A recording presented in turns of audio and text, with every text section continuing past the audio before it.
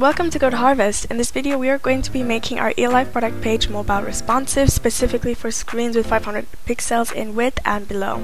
Now if you're new here or you haven't seen the eLife web series, check out the full playlist below where we provide a complete step-by-step guide on how to create an e-commerce product page for desktop screens. Subscribe to Code Harvest if you have not already, and now without further ado, let's get started. So now we're going to be working on our menu bar, and this menu bar is only going to be displayed in mobile screen devices, and basically the screen size for mobile devices that we're going to consider starts from 500 pixels in width and below. So any device that is 500 pixels and below is a mobile device. So basically right now we're going to be working on including our menu bar logo first. So basically in a mobile screen device we want to make sure that only the eLife logo is displayed and the menu bar logo is displayed. So none of these nav links and all of these nav tools should be displayed, but it should be displayed differently, and we're going to be creating a menu bar page for that. So and that will also appear when the menu bar logo is clicked. But for now, what we want to do, our first step, is to include and create our menu bar logo. So right now we're going to head over to our HTML page, and right after, in our nav element, right after nav bar logo, we're going, and also right before nav links, we're going to include our menu bar. So we're going to create a div and set its ID to menu bar, as simple as that, and then we're going to include the SVG code inside the menu bar div. So right now we're going to search for Bootstrap icons, as they provide free SVGs. And we're going to, so right here, and we're going to type in menu in our filter search.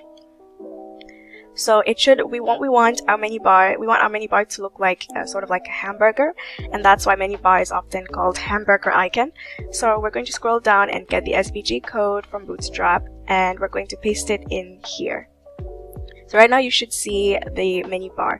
So what we want to do is we want to first remove the width and height before we set the CSS properties. So we're going to set the CSS properties, the width and height, and the color as well in the CSS file. And this property here, fill, basically determines what color the SVG will have, and we want it to be based on the current color. So basically what this does is it selects whatever color was set in our CSS file. So now our HTML side of the menu bar logo is good.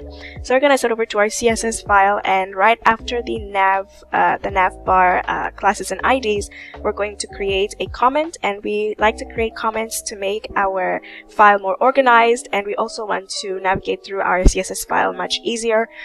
So right now we're going to start with including our menu bar. We're going to select it with a hashtag, because the menu bar is an ID. If it was a class, we'd use a dot. And right now we're going to set the color of the menu bar. So this is how the SVG's color will look like, and we want it to be, we don't want it to be black. We haven't used any black text or any black icon in this product page because we want our product page to look nice, neat, and gentle, sort of, soft, appealing. So basically black does not achieve that, because it will make the the product page a little rough, which is why we have set it to a lighter color than black. So it's not going to be 000, but we have set it to 64. So right now we don't see the menu bar, because we basically set the width and height. We removed the width and height properties, so it's assumed to be that it's 0. It's set to 0. So right now we're going to set the menu bar width and height properties, and we're going to set it to both 30 pixels. So now we can see our menu bar. Another thing is we want to make sure that the SVG is centered in the middle of the menu bar. So basically we want to make sure the SVG is in the center of the menu bar ID, because it is an element in the menu bar ID. So we want to make sure that it is centered vertically and horizontally, and we're going to be using display flex for that, and we're going to use we're going to center it using place items, and we'll just set that value to center. However, the menu bar is only going to be displayed in mobile screen sizes. So this is not a mobile screen size, this is a desktop screen size. And a mobile screen size, as we've said before, is going to start from 500 pixels in width and below. So we're going to set that with media, and inside this media query we're going to include the display flex property there. But for now we're going to set the display value to none, so it should not be shown. And then in the media query we're going to set it to flex. Alright, so now we're going to scroll down up to the end over here, and we're going to include a media query. Alright, so now in order to create a media query, we're going to include the @ sign or @ symbol, and then we'll include the media text. And what we want to do is we want to make sure that anything that is written below, so any CSS properties that we're going to define in here, should only be applied to a certain width. So for our screen size, as we also said before, the screen size that we're considering starts from 500 pixels, so 500 pixels being the highest in width of a mobile, and so that basically means anything above 500 should be, it's probably a tablet or a desktop, so anything that is 500 pixels and below is considered a mobile. So we want to make sure that any CSS properties that we're going to include only apply in mobile screen sizes starting from 500 pixels. That's why we have not set it to just width, but the max width should be 500 pixels, and it considers anything below that, any pixel or any width below that, or I mean any value below that. So right now what we want to do is in a mobile screen device, we want to make sure that the navbar tools are hidden. The navbar links and the navbar tools are hidden. So when you check our HTML page, we can see that this is basically the navbar links, which we have set to an ID, and another ID for the navbar tools is navbar tools. So the names are pretty simple, such as navbar links and navbar tools. So right now we're going to include these IDs in the media query, as we want to set the display value to none. So we're going to first select the navbar links. And we also, in the same line, we're going to include the navbar tools. So this comma is basically a division. So whatever is going to be after the comma is expected to be a different or another element. So in these two elements, we want the display to be set to none. So we're not going to see that just yet. So we're going to use inspect element, in which we right clicked and we clicked on inspect element. And now you can see you probably see this at first. So when you click on this laptop mobile toggle icon, we're going to click on that, and basically we can set the width with this property called responsive, and then you can set the width and height. So we're basically considering anything from 500 pixels and below. So if, for example, we go 501, then we see the navbar tools. So that is all the media query is doing. So right now you can see that none of the navbar tools are displayed. So now we are going to make sure that the menu bar logo is displayed instead in its place. So we're going to set this menu bar to flex. So now we can see our menu bar logo, which is how we want it to be like, but the eLife logo itself is a little too large. So the menu bar is fine, but the eLife is too large. So now we can look for our eLife logo, which we have called navbar logo. So we're just going to search this in our CSS file, but without having to scroll up. And we have set the image sizes to be 140 and 170. So we're going to select that, and we're going to change the width and height properties. So we're going to go back to media. And basically what we want to do is we want to set the navbar logo to be the width and height to be slightly smaller. So we're going to set it to 100 pixels and 50 pixels in height. So now that looks much better and much more mobile screen size friendly.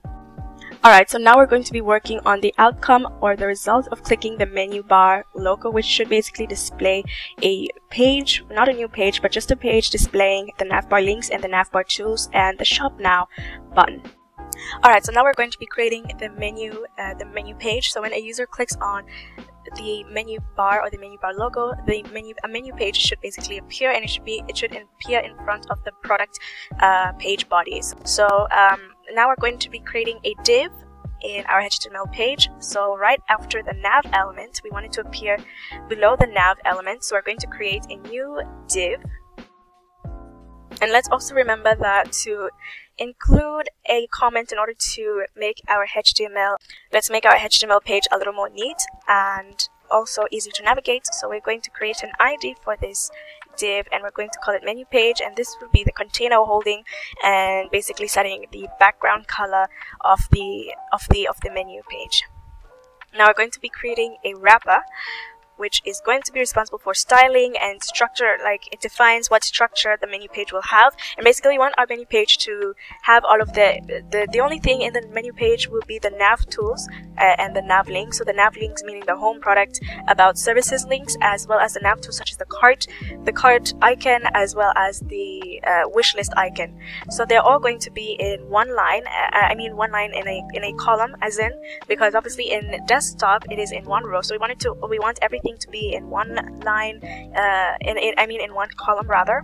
So we're going to be using this wrapper to create this structure, and we're going to call it menu page wrapper. So these names can be any name that you want, such as this menu page could be menu page container, but we want it to be simple, as simple as menu page, as short as possible, while also being relevant to what it is or what it does. So now we're going to be including the unordered list, and this unordered list will contain all the nav links, including the nav tools all together. So we're going to just select all of the list items that we created here in the nav bar links in our navigation bar, which is made and only displayed for our desktop, and we're going to paste everything here. And then we're going to create one more list item which will contain our nav tools, because our nav tools and our nav links are separated by divs. They're both in different div containers. So we're going to just select all of the items in nav tools and paste it in one list item. So they're all going to be together this time. And then there's one more thing that we want to include, which is a button, and we'll just include a shop now button, so that the menu page does not look empty. I feel like with just links it might look a little empty, so we're going to include this button. Alright, so we're going to be specifying how the text will look like, the home, product, services, about, links will look like. We're going to set it differently from what the styling that we used for the navigation bar links. They're going to be different here, so we're just going to leave that as is. But for the span elements, which it's just going to be an icon, an SVG. So this one, for example, is the cart icon with the amount that we have saved in our cart, and right now it's set at 0. We want to use the same styling for our span element, and our span element actually has multiple properties. So let's just look for our span element. Okay, so it's right here, and we want the span element of the desktop version span element and the phone version to be the same, having and containing the same amount of properties, but we're going to change a few values, such as where it's going to be positioned, because for the desktop the span element is at the top right corner, so it has different positioning. But for the span element of the phone or mobile browser screen size, they're all going to be in the middle, so the bottom right values are also going to have to change. And also, because we're using cart link and wish list twice, we're using it for menu, and you can also see it's repeated here. We cannot use an ID for this to define this, so we're just going to change this to a class in our nav element, in our nav bar tools, as well as our menu tool. So we're also going to be creating an ID so that we'll be able to identify which class, which cart link we want and which wish list we want later on in our JavaScript code. So we're going to create an ID called menu tools. Okay, so because the span elements are going to contain the same elements, but they're going to have different bottom and right values, so we're going to create a class as well, and we're going to call this collection tools, and we're going to apply this same class to our navigation bar as well. Now, one more thing that we want to do is we want to specify where the end of this menu page is. So we're going to scroll down right here so that we do not get confused as to where the menu page ends.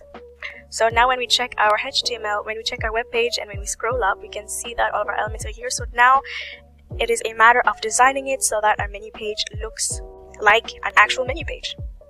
Alright, so now we're going to set the CSS properties, and we're going to style the menu page. So let's head over to our CSS file, and in our product page we can see that we have created the collection tool. So we're going to start with that because the collection tools class is also in the navigation bar area. So we're going to use this collection tools class, and once again the collection tools is used to select each IDs, so navbar tools as well as the menu tools span elements, specifically because they will both have the same properties, but the navbar tools will have different bottom and right value as well as the menu tools. So we're going to, instead of copying the same all of these elements to the menu tools, so they both have sort of the same properties. We don't want our code to be redundant, so we're just going to collect all of these properties and put it into one class. And we're going to use this class to select the span element, and basically we're going to copy all of these elements because the menu tools will also have the same properties. The only thing that will differ is the bottom and right values. Another thing is we also, in our navigation bar, we also changed the type of selector that we're using. So before we were using an ID, and we use IDs to access the cart link and the wishlist link in the JavaScript, in our JavaScript code, so that we could change the number of elements that were being shown. Basically we use the span element for this, but now that it is also going to be used for the menu tools, we have changed it to a class, meaning we'll also have to change how the cart link and the wishlist link are accessed in our JavaScript code, but we're going to do that later. We're going to first deal with the CSS styling and properties. So we also accessed the wishlist link in our CSS file in order to create the spacing between the wishlist link and the cart link. But the cart link has not been defined in our CSS file. Only the wishlist link, just to specify how much spacing should be in between wishlist link and the cart link. So now that we have that set, we are going to be working on our menu page. So we're going to combine it with the menu bar because they're both sort of related to each other. So we're going to first select and edit or style the first element in the menu bar page, and that is the menu page itself. So we're going to select that with a hashtag as it's an ID. So basically here we're going to set the background color of the menu page, and the menu page will be light blue. So I found a great color combination. Another thing is we want the menu page to fill up the full viewport's width and height. So the viewport size is basically the current frame in which the user is currently viewing at. So it's basically the screen size's width and the screen size's height, and not the web page height and width. So we're going to set the width property to VW, meaning 100% of the viewport width, or basically the screen width, and height will also be 100% of the screen height. Alright, so another property that we want to add is position fixed. Alright, so what position fixed does basically is it removes an element from the document flow, so the element no longer follows the document's order or structure. No matter, it disregards basically where it is positioned at in the document. Like for example, the navigation bar is positioned at the top of the document, and therefore it should only stay on top of the web page. However, even when we're scrolling, but because the nav element has a position fixed, even when we're scrolling down, we can still see the navigation bar. When we're at the middle of the web page or at the bottom of the web page, we can still see the navigation bar, because it basically disregards where it is positioned at in the document. And also position fixed is relative to viewport. So basically position fixed causes an element to be positioned at a particular area of the screen, no matter where it is located in the document. So basically we're using position fixed for the menu page so that it can be convenient for users. So for example, if we're at a particular product section, like for example the smartwatch section, so basically when a user clicks on the menu bar logo, the user should be able to see the menu page, and when the user clicks again, the menu page should disappear. And basically position fixed helps us to make sure that the user stays at the same particular point of the web page they were at before clicking the menu bar to view the web page. So for example, if the user clicks on the menu bar, they see the menu page, and when they click on the menu bar again, they're going to be taken to the top, and that is because the menu page is on top, is at the top part of the web page, or is at the top part of the document. So when a user clicks on the menu bar, and then they unclick, they're taken back to the top part, and that is inconvenient for users because they'd have to scroll down and try and check and see what product they were viewing and which position of the web page they were at, and that can be very inconvenient. So we want to make sure that the user basically, after clicking on the menu bar, they're still able to see the position or the part of the web page they were in before clicking the menu bar or viewing the menu page. Alright, so the next thing that we're going to be adding is z-index, and what z-index does is it changes the layer in which it is positioned at in the navigation in the document. So for example, we use z-index to ensure that the navigation bar is always on top, is always in front of the elements in the document. So we kept the z-index to a high value. So the higher the z-index value, the more likely it is to be, the more forward or the more the more in front the element is. So we're going to keep the z-index to a high value. The only thing is, let's check the z-index of our nav, which is set at 1000.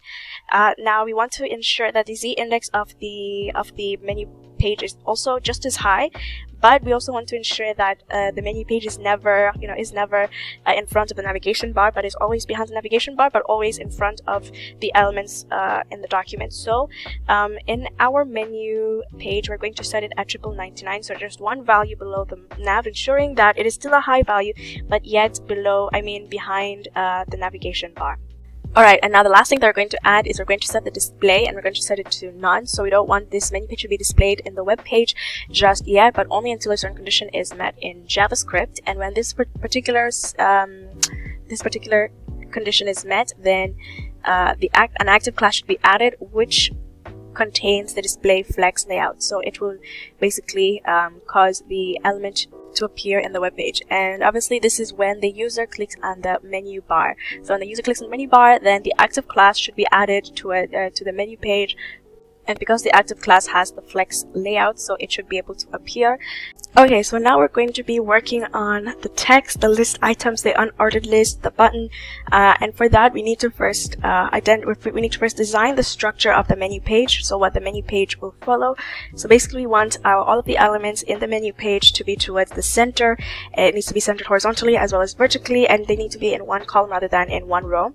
So we are going to be working on our menu page wrapper. So we're going to select this ID, and we are going to select it in our CSS file. And before we add our properties, we want to ensure that we do see the results of what we add in our menu page wrapper and the list items, the unordered lists, which we are going to design now. So for now, we are going to change the property of the menu page to flex so that we can see the changes that we will be adding. Okay, so now we can see our menu page elements. So first of all, the menu page basically only occupies the full height of the viewport, so it is, or the full height of the screen, but not the full width. So if we used border to see what we mean, you can see that it only occupies the full viewport height, but not the full viewport width. So in order for the wrapper and its elements to occupy the full width as well, we're going to set the width to 100%. Another thing is we're going to use margin auto, which basically centers all of the elements vertically and creates an equal amount of spacing. However, all of our text are aligned to the left side of the page, so we want to make sure that it is positioned to the center of the page. So we're going to use text align in order to achieve that. So now everything is towards the center except the span elements, but we're going to work on that very soon. Now the next thing that we're going to add, or we're going to change and modify, is our UL or unordered list. So for our UL, we're first going to select the unordered list by using its parent element name, which is menu page wrapper, and then select the unordered list, so that we're only selecting the unordered list that is in the menu page wrapper and not any other unordered list in the document. And basically we want to ensure that there is no list style shown, so we will set list style to none, so there shouldn't be any bullet points. Then we want to make sure that all of our elements are in a column, even though that is already the case. We don't want to go by the browser's default. We want to set the value ourselves so that we do not, encounter any unexpected behavior. And we're also going to use flex direction to ensure that it is in one column rather than in one row. Another thing is, the next thing that we're going to change and modify is our list item. So again, we're going to select the list item with the parent element menu page wrapper. Well, this is the grandparent actually, so this is the child, this is the parent, and this is the grandparent of the list item. So we're also going to select the element, and specifically the element that we want to change, which is the list item. And basically all we're going to do is we're going to add some padding space, so there should be spacing between each of these nav links, menu links and menu tools. And now we want to basically change the text color. We want to remove the underline decoration. So now, once again, we're just going to select all of these. We're going to select the official container, menu page wrapper, the unordered list, and the list item itself of A, as well as the element that we want to modify, and which is the anchor tag or the anchor element. So right now we want to change the color to 64, which is what we used, the color text that we've used for any text in the document or in the web page. Another thing is we want to remove and get rid of the underline decoration, so we set text decoration to nothing, none. We also want to set our font size to be a little bigger, so we're going to set to around 20 pixels, and we want our font weight, so basically font weight determines how bold text is, so we're going to set it to 500. But that feels a little too bold, so again, as we've used before, in order to smoothen our font or smoothen our text, we use Webkit font smoothing, and we're going to set it to anti-alias. And anti-alias is actually the value, it's the property that changes, that causes the text to smoothen. So now we can see that looks nice and smooth, which is what our website is all about. And now we are going to be working on our nav tools. So first, let's scroll down to menu tools, and because it is an ID, once again, we'll select it with a hashtag. And basically we want to ensure that the cart icon as well as the wish list icon are together in one row, in one line. So we're going to be using the flex or flexible layout for this, so this makes the menu tools container much more flexible so that we can change how the structure is, how the elements are structured. So basically we want to use flex direction row in order to keep it in one row, so they're together in one line.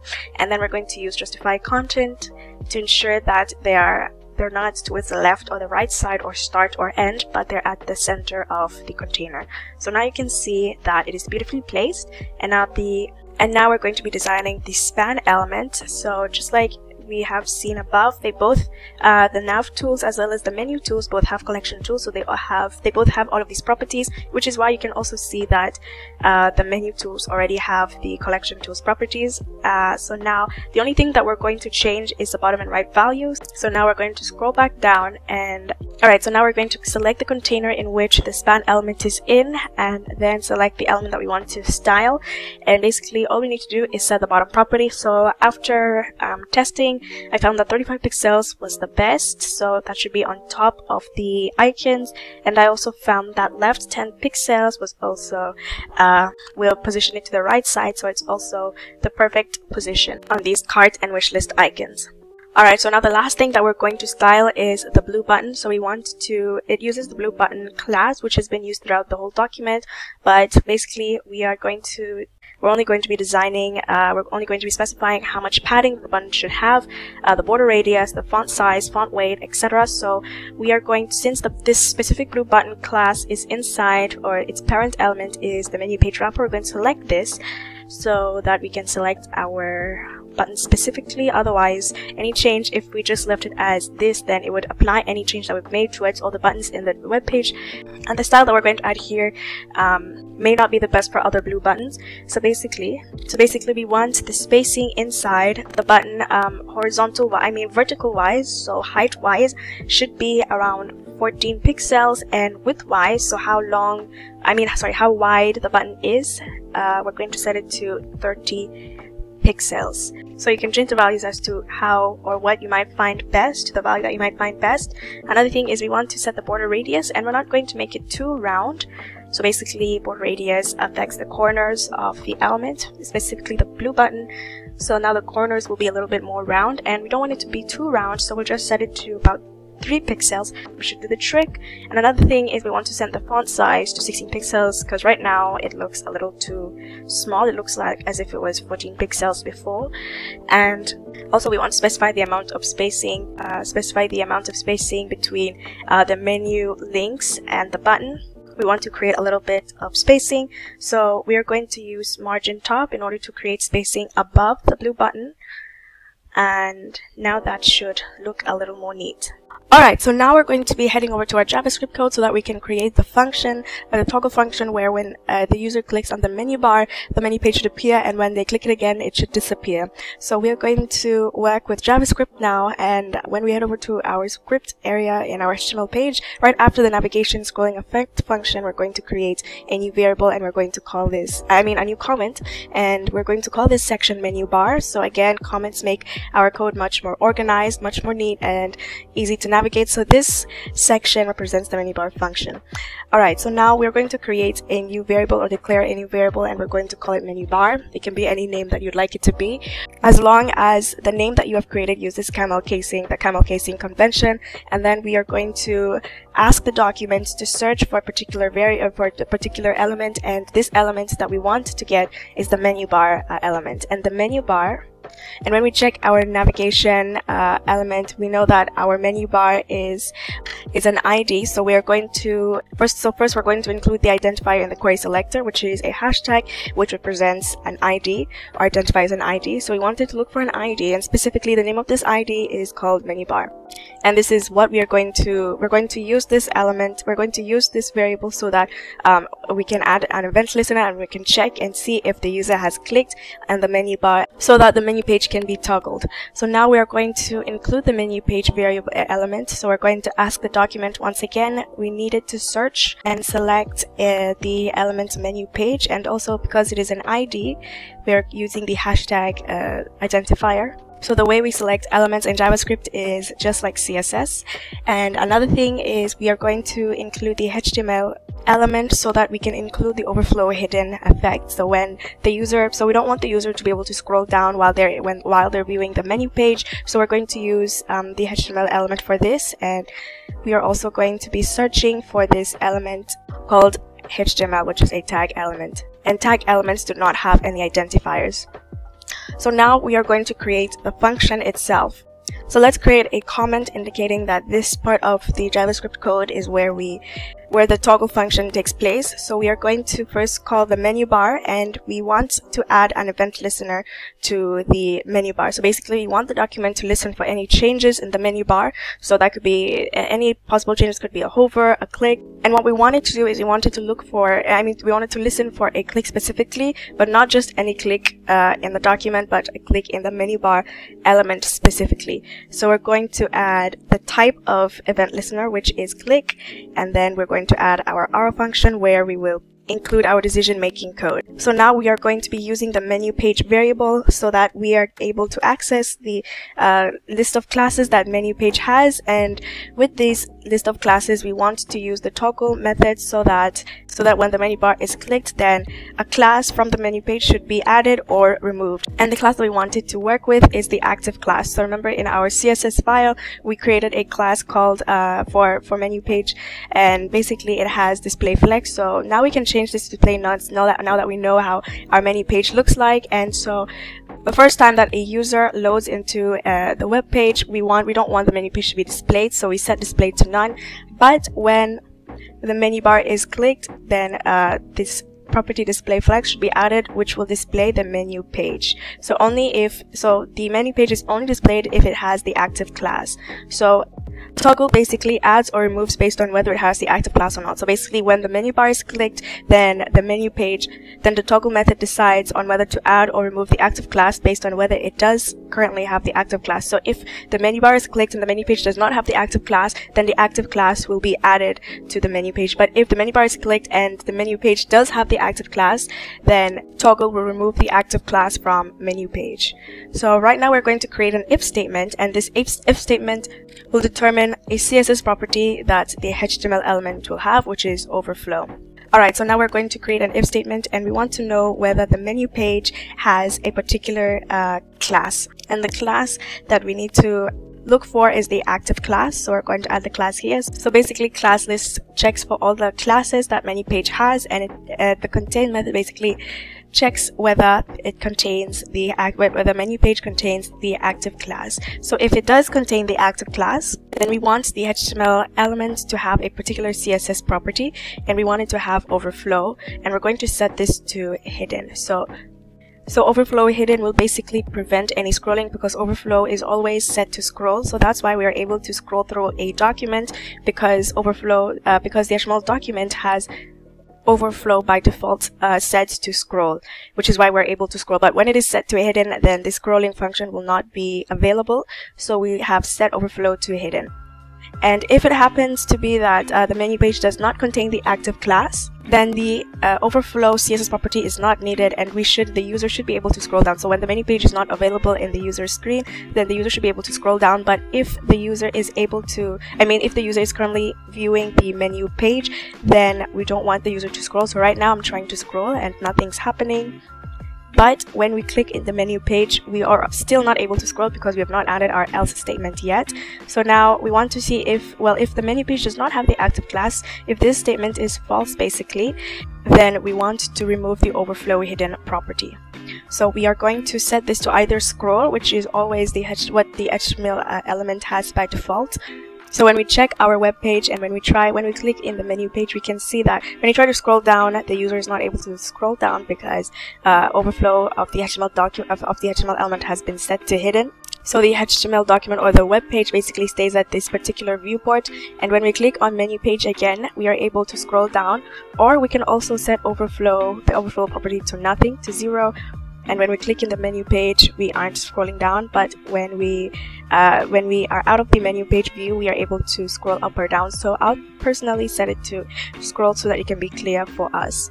Now when we check our JavaScript code, when we check our if conditional statement, we can see that HTML style overflow it's not really assigned twice, but it is used twice, and we want to try to make our code as less redundant as possible. So there is another way of implementing this conditional statement, and we can use the ternary operator or conditional statement. So basically, this whole conditional statement will be processed in one line rather than in 1, 2, 3, 4, 5, 6 lines. Alright, so we are going to create a new line, and we're going to paste this object in a different line so that we can test this theory out, this ternary operator out.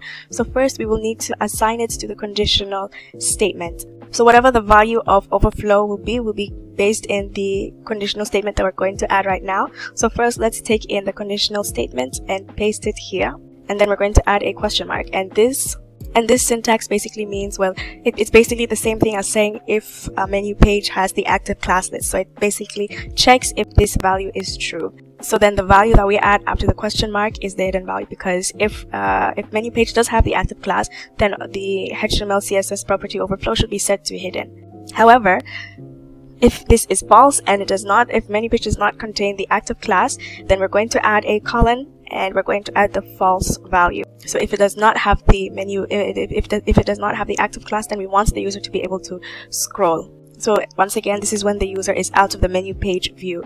So now let's actually remove our if statement, and let me just go through it again. So this is just a ternary conditional statement. It's basically like an if statement but in one line. So basically it checks first if with this syntax, it checks if menu page contains the active class list, and the true value is then set. So if this conditional statement is true, then the value should be set to hidden. Otherwise, so the colon is just like else, or otherwise the scroll value should be handed out instead. So now we're going to remove this if statement. So now we have our code in one line, and when we reload our page, and when we click in the menu bar, we can see that if we try to scroll down, we're not able to scroll down. So the first half of our ternary operator works. So the HTML element CSS property overflow has been set to hidden, and also when we click in the menu bar again and when we try to scroll down, we are able to scroll down freely. So that means our ternary operator works. So you can decide and choose which is easier and much more comfortable to you. Alright, so now there's one little bug or one little issue that we face with our menu page. So for example, when we reload our page, when we click in the menu bar, we can see our menu page appears very well, and we want our navigation bar in the menu page to look like this. It should be transparent, because basically the menu page occupies the full viewport height and width, and the background color of the navigation element is the same as the menu page. So that works fine. But for example, if we scroll down and if the white background has been applied to the navigation bar, so it's no longer transparent, and when we click in the menu page, we can see that the color of our menu page changes. Now, though it looks alright, I feel like it should stay the same. It should not change to a white background. I feel like it should stay transparent. So we want to be able to remove the white background and the box shadow, and we only want to apply this white background and box shadow when the menu page is not in view. So when the menu page has been set to display none, or basically when the menu page does not contain the active list. So we've created a little navigation scrolling effect here. So we basically checked, we asked the document we added an event listener to the document, and we asked the document to listen for a scroll. So when the user scrolls down, so basically when scroll y is greater than 0, so that means the user has scrolled down, then this box shadow should appear and the background color of the navigation bar should be white. Otherwise, if the current position that the user is at in the window is 0, then the box shadow should be set to nothing, to none, and the background color should be transparent. So now we want to be able to add another function, another conditional statement. So basically what we want the if statement to consider is to consider whether the user is currently viewing the menu page. If it is currently viewing the menu page, then this should not be applied. So we want to add another statement here. So we're going to add the AND expression. So after the AND expression, we're able to add another proposition or statement. So basically we know that the menu page is at view if it contains the active class. And we want to check if menu page contains active class equals to true, basically. So now what we're going to do is we're going to convert this to a function, because the menu page value is defined or assigned here, is declared here, So we're going to include or create a little function instead. So let's first copy our code. So now we're going to create a function, and this function can be any name that we'd like to choose. So we're going to make it as simple and relevant as possible. So we're going to name it navScroll, or we could go with navScroll effect. And now we're going to add a parameter, and the parameter can be any name that we'd like it to choose, or argument we would like it to choose. So we're going to go with result, because we want to know the result or the outcome of menu page of this Boolean statement here, if result is true or result is false, basically. So we could also name it bool result, bool results, or Boolean result, any name that sounds good to you. So we're going to go with result, and in this function we're going to include the function of the navigation scrolling effect, but now we're going to add an additional statement or an additional proposition. So we want to know whether result returns false, and I'll tell you why in a second. Alright, so before we continue, we're going to remove all of this if conditional statement, which is also repeated in our function. We can just access the if conditional statement in our function called navScroll. So we're going to just call the function by its name, and we need to include a bracket, but navScroll requires a parameter, so we're going to set it to false, and I'll also tell you why in a second. Alright, so basically result should either return true or false. So when we scroll down and when we check our Boolean statement menu page contains active class, so basically we want to know whether the user is currently viewing the menu page, and if it does, then that means it contains the active class. And if it does contain the active class, it should return, or the result of it should be true. So basically result would equal true. But we only want to apply these settings, we only want to apply the box shadow, these CSS properties, only when active class is not available. So basically when result is false, or when the menu page does not have the active class. So that means result should be false. But let's say that if result is true, that means the user is currently viewing the menu page. So result should return true, which is also why we've added an exclamation mark, which is an operator that negates a condition or Boolean statement. So that means if the user is currently viewing the menu page, then that means result is true, and if result is true, then we are negating the conditional statement with this exclamation mark, and basically this whole statement as a whole returns false. Okay, so basically if you've studied computer science before, you might be familiar with the logic operation concept. So basically a true result is only produced in an AND logic operation, which we are using. This is an AND logic operation, and our true result is only produced when two values are true. So these two values should be true for the navigation bar to attain these CSS property. So if window scroll y, if this proposition or if this statement is true, and if this statement is true, not just result but the negation of result, if that returns a true value, then the navigation bar will have a box shadow and its background color will be white. But even if one of the statements in this condition is false, so for example, if this is true, if the user has scrolled down but the negation of result is false, then this will not be processed, but this will be processed instead. So an AND logic operation only returns true if the two values being evaluated are also both true. If even one of the statements are false, then it returns false. So right now we're going to create a little comment so that it can help us to remind us in the future when we're reviewing our code and remember what the value of result is. So the value of result is basically what this statement produces, the Boolean result. So we also need to remember that result is basically if the user is currently viewing the menu page. So if result is true, that means if the user is viewing the menu page, then that means the negation of true will be false.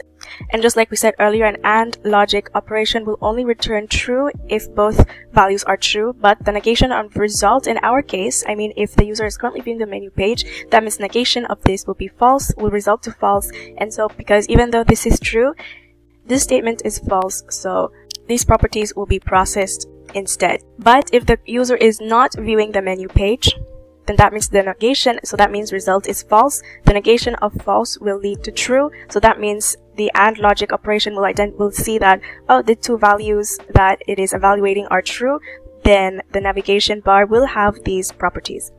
So now we need to include this nav scroll function in our code, but also we call the function and we set it to false because we know it's always going to be false, because when the user can scroll, that means menu page does not contain the active class, or the user is currently not viewing the menu page, because we have set it in this function here that scrolling is only allowed if menu page does not contain the active class, or if this statement is false. Oops.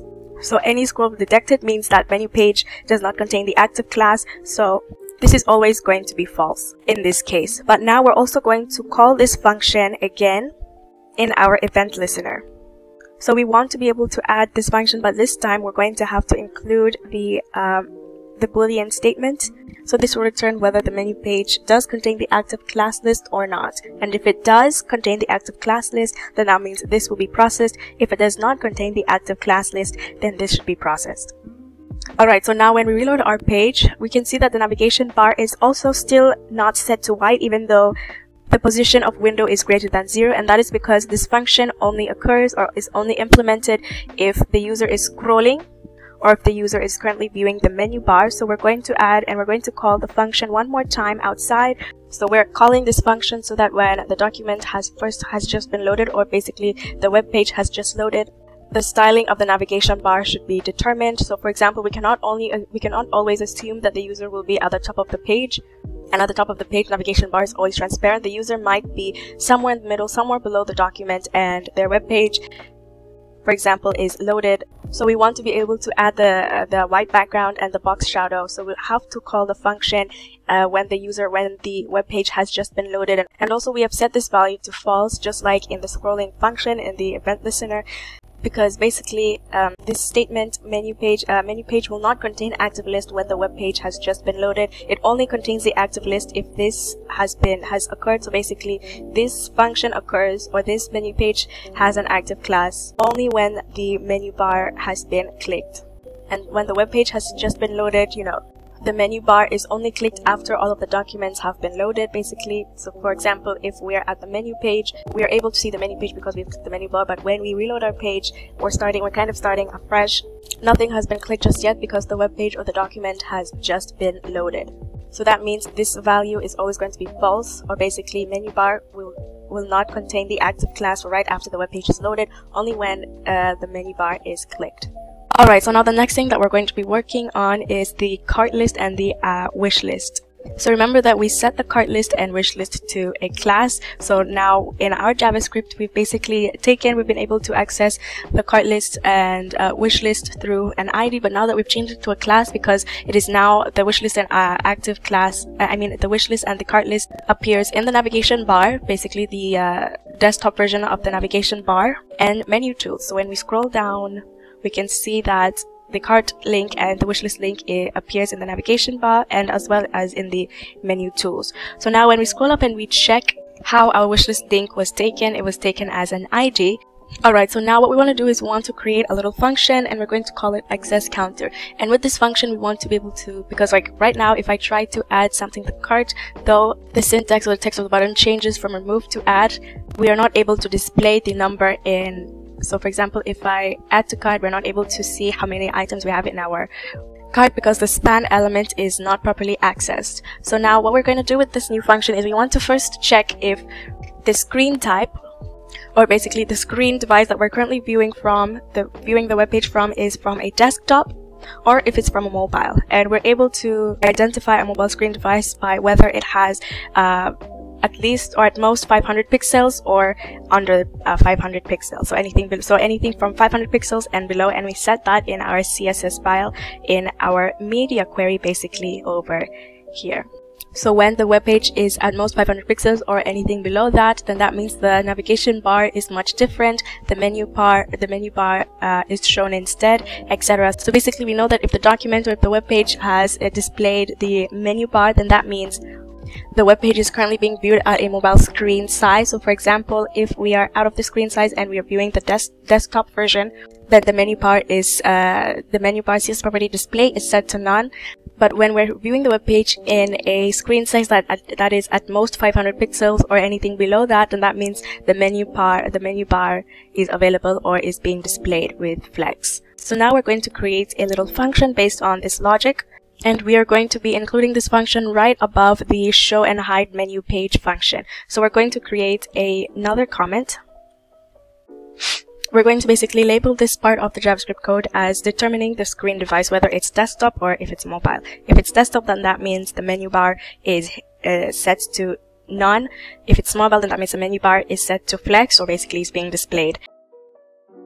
And now let's create this little function. So first of all, we want to get the styling of the menu bar to see if menu bar, to be able to access the display CSS property of menu bar, and we want to see if it's set to none or if it's set to flex. So we're going to create a new variable, and we can call it menu bar style. And then we're going to ask the window to get the style of menu bar. So whatever style that is or that has been set in the CSS file. So we're not able to use, for example, we're not able to call the element and then access display like this, because this only returns the display value that has been mentioned in the HTML file. So this does not or is not able to access the CSS file, so it's not able to check what the styles of menu bar or the style set in the CSS file of menu bar. It only checks the HTML element. So for example, the only thing we could use style.display to be able to access the navigation bar styles, because they're defined in HTML. So in order to get the CSS properties from the CSS file, we need to use get computed styles. So we need to ask the window to get the style of menu bar. And I misspelled this, computed style, yeah. And then we are going to create a new variable. We're going to declare a new variable, and we're going to call it screen type. So we're going to determine whether screen type is desktop or mobile or nothing. So for example, if an error has occurred or for some reason it's not able to access the styles of menu bar, then it should be at least empty. The string should at least be empty. So now we want to check, and we want to create an if statement. So now all of the styles that menu bar has is stored in this menu bar variable. So what we want to access specifically is the display property. So if the display property has been set to flex, then that means in our CSS file, that means that the screen is at most 500 pixels or below. So that means we are currently viewing the web page at a mobile screen device. So screen type, so we'll set screen type to mobile. Otherwise, we're also going to include an else statement in case it has neither, and menu bar does not have flex or neither flex nor none. So we're going to also ask once again if the display property of menu bar is none. So that means if the menu bar display property has been set to none, then that means it is somewhere higher than 500 pixels. So that means we're currently viewing the web page, or the user is currently viewing the web page at a desktop device or screen size. Otherwise, if menu bar style.display does not return flex or none, then that means either we made a mistake in the CSS file, or the window has not been able to get the styles of menu bar. So that means we'll just return a console log. So we'll just let the console log know that an error has been made and specifically has failed to identify screen type. And then we'll include the screen type variable and what it returns instead. Alright, so now to test this theory out, we're going to check our console log, and we're going to see whether it gives us the correct screen type value. So we're going to just include the screen type variable and we'll just add a string so that it is clear what we want, what we expect screen type to return. So when we check our console log, we can see that right now the screen device is in mobile version. So if I put it back to desktop and if I reload the page, then it gives us desktop. If we go back to mobile and I reload the page, it gives us mobile. So that means our little function works. Alright, and now that we know that our little function works and we're able to identify what screen device or what screen size the web page is being viewed at, whether it's mobile or desktop based on the menu bar styling, whether it's been set to flex, which is only set to flex at 500 pixels or below of the screen width, or if it's set to none, then that means it's above 500 pixels in width. So we can get rid of this console log because that was just for error checking. And now we are going to work on our wish list and cart link. So now when we scroll down and when we try to add an item to our wish list or cart link, we can see that the toggle functions work. So we are able to add an item to our wish list and also remove an item from our wish list, and that is due to the toggle function or method, and it basically removes or adds active class depending on whether the button is clicked. So that function works just well. But for example, if we have added an item to our wish list and cart list, we can see that nothing appears, or even either one, we are not able to see the amount of items that are stored in our wish list or cart list. So that is because this element does not exist anymore. And this is because we have used wishlist link, and we have changed this to a class because we're using it in two elements. We're using it in the nav element, in the nav bar tools element, which is only for a desktop navigation bar. So let's scroll down and see that this is our nav element, and this particular section is only displayed for desktop, and basically it has its own cart link and wishlist link elements. But when we scroll down, we can see that for our menu bar page, we also have our own cart link and wishlist link. So there are two cart links and there are two wishlist links, which is why we have turned it to a class. And basically, we want to know which class we want to access, whether it's the cart link in the nav element or it's the cart link in the menu page, for example, so that we can change the value of the span element text from 0 to however many items are added to the cart, and same thing for wish list. So when we scroll back up, we can start by removing this this value completely, since that does not exist. The element does not exist, since cart link and wish list link are not IDs anymore, but these variables are going to be used in our loop. Alright, so the reason why we added this function to detect what screen type or what screen device we're viewing the web page at is so that we know which cart link and which wish list link we should access from. So whether it be the one in the nav element, which is only for desktop, or in mobile, which is only accessed through menu tools, or through the menu page. So we're going to create a new function and apply this. Alright, so now we're going to be declaring a new function, and we're going to call it access counter. Oops. And we're going to add a parameter, and we're going to call this any element that we want to. So we're going to call it span element, as we want to know if the span element is of the cart link or if the span element is of the wishlist link. So first we're going to create an if conditional statement, and we want to know whether the screen type, which we have declared and assigned a value to above the document, above the JavaScript file, and we want to know if the screen type that has been identified is desktop. And if it so happens to be of desktop, then that means the wishlist link and the cart link are in the nav element, and specifically the parent element of the cart link and the wishlist in the nav element, which is only for desktop, is in navbar tools. For mobile, it's going to be menu tools, and they're both IDs. So we're going to need to access navbar tools through query selector. So we want to return the specific value, and also we're going to be calling this function in our loop, in our cart and wishlist loops. So we want the function to return the result of we want it to return a span element, and specifically it should come from, for desktop, the navbar tools. And then specifically there are two elements in the navbar tools and also for nav tools, which are cart link and wishlist link. So it needs to be able to return the specific list tool that the element is stored in. So we're just going to include the span element, and this will be defined in our cart for each loop and our wishlist loop. Another thing is we want to know if the screen type is then mobile. then we want to be able to return the same thing. However, we're going to change the ID in which the span element or the wishlist link and the cart link are stored in or are located in, which is for mobile in menu tools. And if screen type returns neither mobile nor desktop, then it should just return a console log error. So we want like if we're checking our code, we want to be able to identify where the error comes from, which is from the access counter function, and we know that it failed. Alright, so now we are going to be inserting these in our loops and specifically in our event listeners so that we can access this function. And we're also going to specify the span element, which is either comes from the cart link or the wishlist link. So we're going to scroll back up here, starting from wishlist. From the wishlist function, we are going to access the counter by calling its name, and then we also want to specify the span element, and the span element for wishlist is going to be accessed from the wishlist element. So when we scroll back down, we see that in our span we want to specify which span element we want. Is it from the cart link or wishlist link?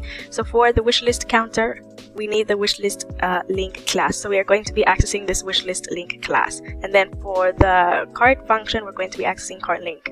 So we are going to be specifying the class name. So for wishlist, it's going to come from the wishlist link class, and then we need to specify what element that we want to get, which is the span element. So now the function access counter will be able to select this span element from the wishlist element. Alright, so this is where we assign wishlist count to access counter. So the access counter should be able to return the wishlist link span element, and it depends on whether it comes from navbar tools or menu tools, depending on what screen type. And then we're also going to be doing the same thing for the cart function. However, we're changing the variable to the cart count that we declared. And we're also going to change the element or the container in which we are accessing, which has a span element, and this should basically return the appropriate span element that we want according to whether it's from a cart link or it's from a wish list, and depending on whether this cart link or wish list link is for the desktop device or for the mobile device. Alright, so now let's test our function and let's see if these counters will be able to identify the number of carts added and the number of wish list, the number of product cards in the cart and in the wish list. So now when we add an item to our cart, we can see that we have one item in our cart added. If we add another item, such as turquoise laptop, we can see that we have 2 items added in our cart. And also when we click on the heart button, basically adding an item to our wish list, we can also see that it is added to our wish list. So if we check another product section, when we add an item, we are able to see 2 items. And let's do 2 more and add 1 more item in our cart, so we are able to see the changes. So now we know that our function is mobile responsive. Alright, so now that we're done with the navigation bar and the menu page styling and user interactive functions, we are going to be working on our main body, and our main body is basically all of the elements in the body excluding the navigation bar and the footer. And as you can see, when we hover around the product page body element, the green area is basically the padding space, so it shows that it is basically the inner spacing of an element, and the blue area is the content of the element. So right now, when we click on this element, we can see that it has padding space, but only towards the left and right of 100 pixels. Towards the top and bottom, it has no spacing, but only towards the left and right. And each side has 100 pixels, but that is too much for a screen device. So we're just going to set it to 0. So we're going to select this element, and we're going to remove this padding space. So now let's head over to our CSS file, and we'll be heading over to our media query. So any change that we make with an element's properties will only be applied for a screen device or any device with max width of 500 pixels. So now we're going to select this element in our CSS file, specifically in our media query, and we're going to set the padding space to 0 completely. Alright, so now when we check, we can see that all of the padding space has been removed, so there's no spacing towards the left and right side of the whole main body or the product page body. So now the next element that we're going to be working on is the top section, and the top section is basically this section and only the section, or basically the hero section. So we're going to select its element, and as you can see, it has a large padding space towards the top and bottom. However, we're going to reduce these values. So we're going to select this container and select it in our CSS file. And right now we're going to set the padding top value to 0. Alright, so we set product top container to 0 because we want our hero section to be able to access the top part of the web page. Also, the reason why it's not below the navigation bar is because the navigation bar has the position fixed property. So basically the navigation bar has been ignored by the HTML document. So the HTML document thinks that the navigation bar does not exist. So it's not included in the HTML document order or structure, so it basically regards the product page body to be the first element of the document. So we're going to be including the spacing between the navigation bar and the hero section with a different element with a wrapper. But we set top container to 0 so that the navigation bar can have the same color as the hero section. As the hero section background color is blue, and we want the navigation bar to be blue as well, which is possible because the navigation bar background color is set to transparent. And then we'll put down or pull down these elements, the content, the text, as well as the image lower with the product top wrapper. Another thing is we're going to reduce the padding bottom spacing between the hero section and the product category section, the next section. So we're going to reduce this to 15 pixels. Alright, so now the next element that we're going to be working on is the product top wrapper. So we're going to be changing the structure of this hero section completely. So we want all of our elements to be in one column. So right now they're in one row, but because the width of the mobile device is pretty limited, we're going to set all the elements to be in one column instead. So now we're going to select the wrapper, and as you can see, the padding space is a little too large. It is set at 100 pixels, so we're going to reduce the spacing. So first we're going to select it in our CSS file and reduce this spacing to be set at 35 pixels. So the product top wrapper already has the flex property display flex. So all we're going to do is change the flex direction from row to column. Also, another thing is we want to be able to create a spacing between the contents of the hero section and the navigation bar, since some of the text are hidden. So we're going to set a padding top spacing of 108 pixels, which I found was the best, was a good or decent value. So now we can see some spacing between the navigation bar and the hero section content. And now another thing that we're going to do is we're going to leave the height to be set according to how long the hero section is. So we're not going to set any limitations, just like our desktop version. There's a limitation of the hero section height.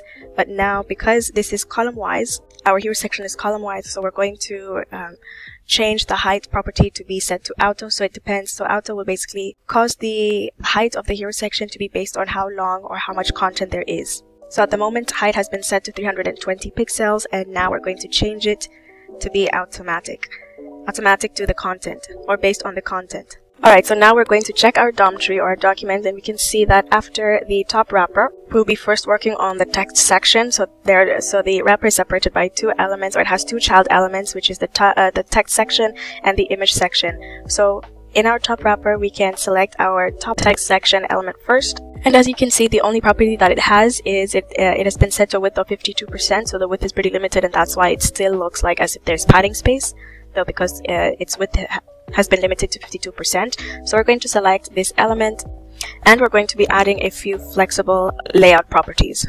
So first of all, let's select it in our CSS file. Alright, so now we're going to be setting our element to have a flexible layout so that we can include the flex direction and ensure that it is in a column, that they're all in a column, the heading, the text, the description, as well as the button. Then we're going to make sure that all of our text is going to be aligned to the center, since it is basically set to left by default by the browser. So now when we check, we can see that everything kind of looks great, but the heading looks like it's not at the center. It doesn't properly look like it's vertically centered. So we're going to use place items in order to achieve this centering. So now that looks much more better. Now the width is still limited to 52%, so we're going to change the width property to be auto or automatic to the content. So the width should be based on the content of the text section element and should not be limited. So now that looks much better, but now the last thing that we're going to do is we're going to set the margin bottom spacing specifically. So the spacing between, and this will set the spacing between the hero section and the product category section. So we're going to set margin bottom spacing to around 30 pixels. Alright, so now we're going to ensure that all of our heading is responsive to other smaller screen devices and not just 500 pixels, because a screen device could be 480 pixels, 400 pixels, 360 pixels, and you don't want to keep changing the heading and calling media query to change the font size. So we're going to set a font size for all of these text and heading that will fit for all mobile screen devices. So these elements are, so the heading, the text, the description, the button are all stored in the product top text section. So first we're going to be working on our heading 1 element. And it has the right color, it has the right font weight, it has the right smooth fonting properties. So we're just going to set the font size to 23 pixels. I mean 19 pixels.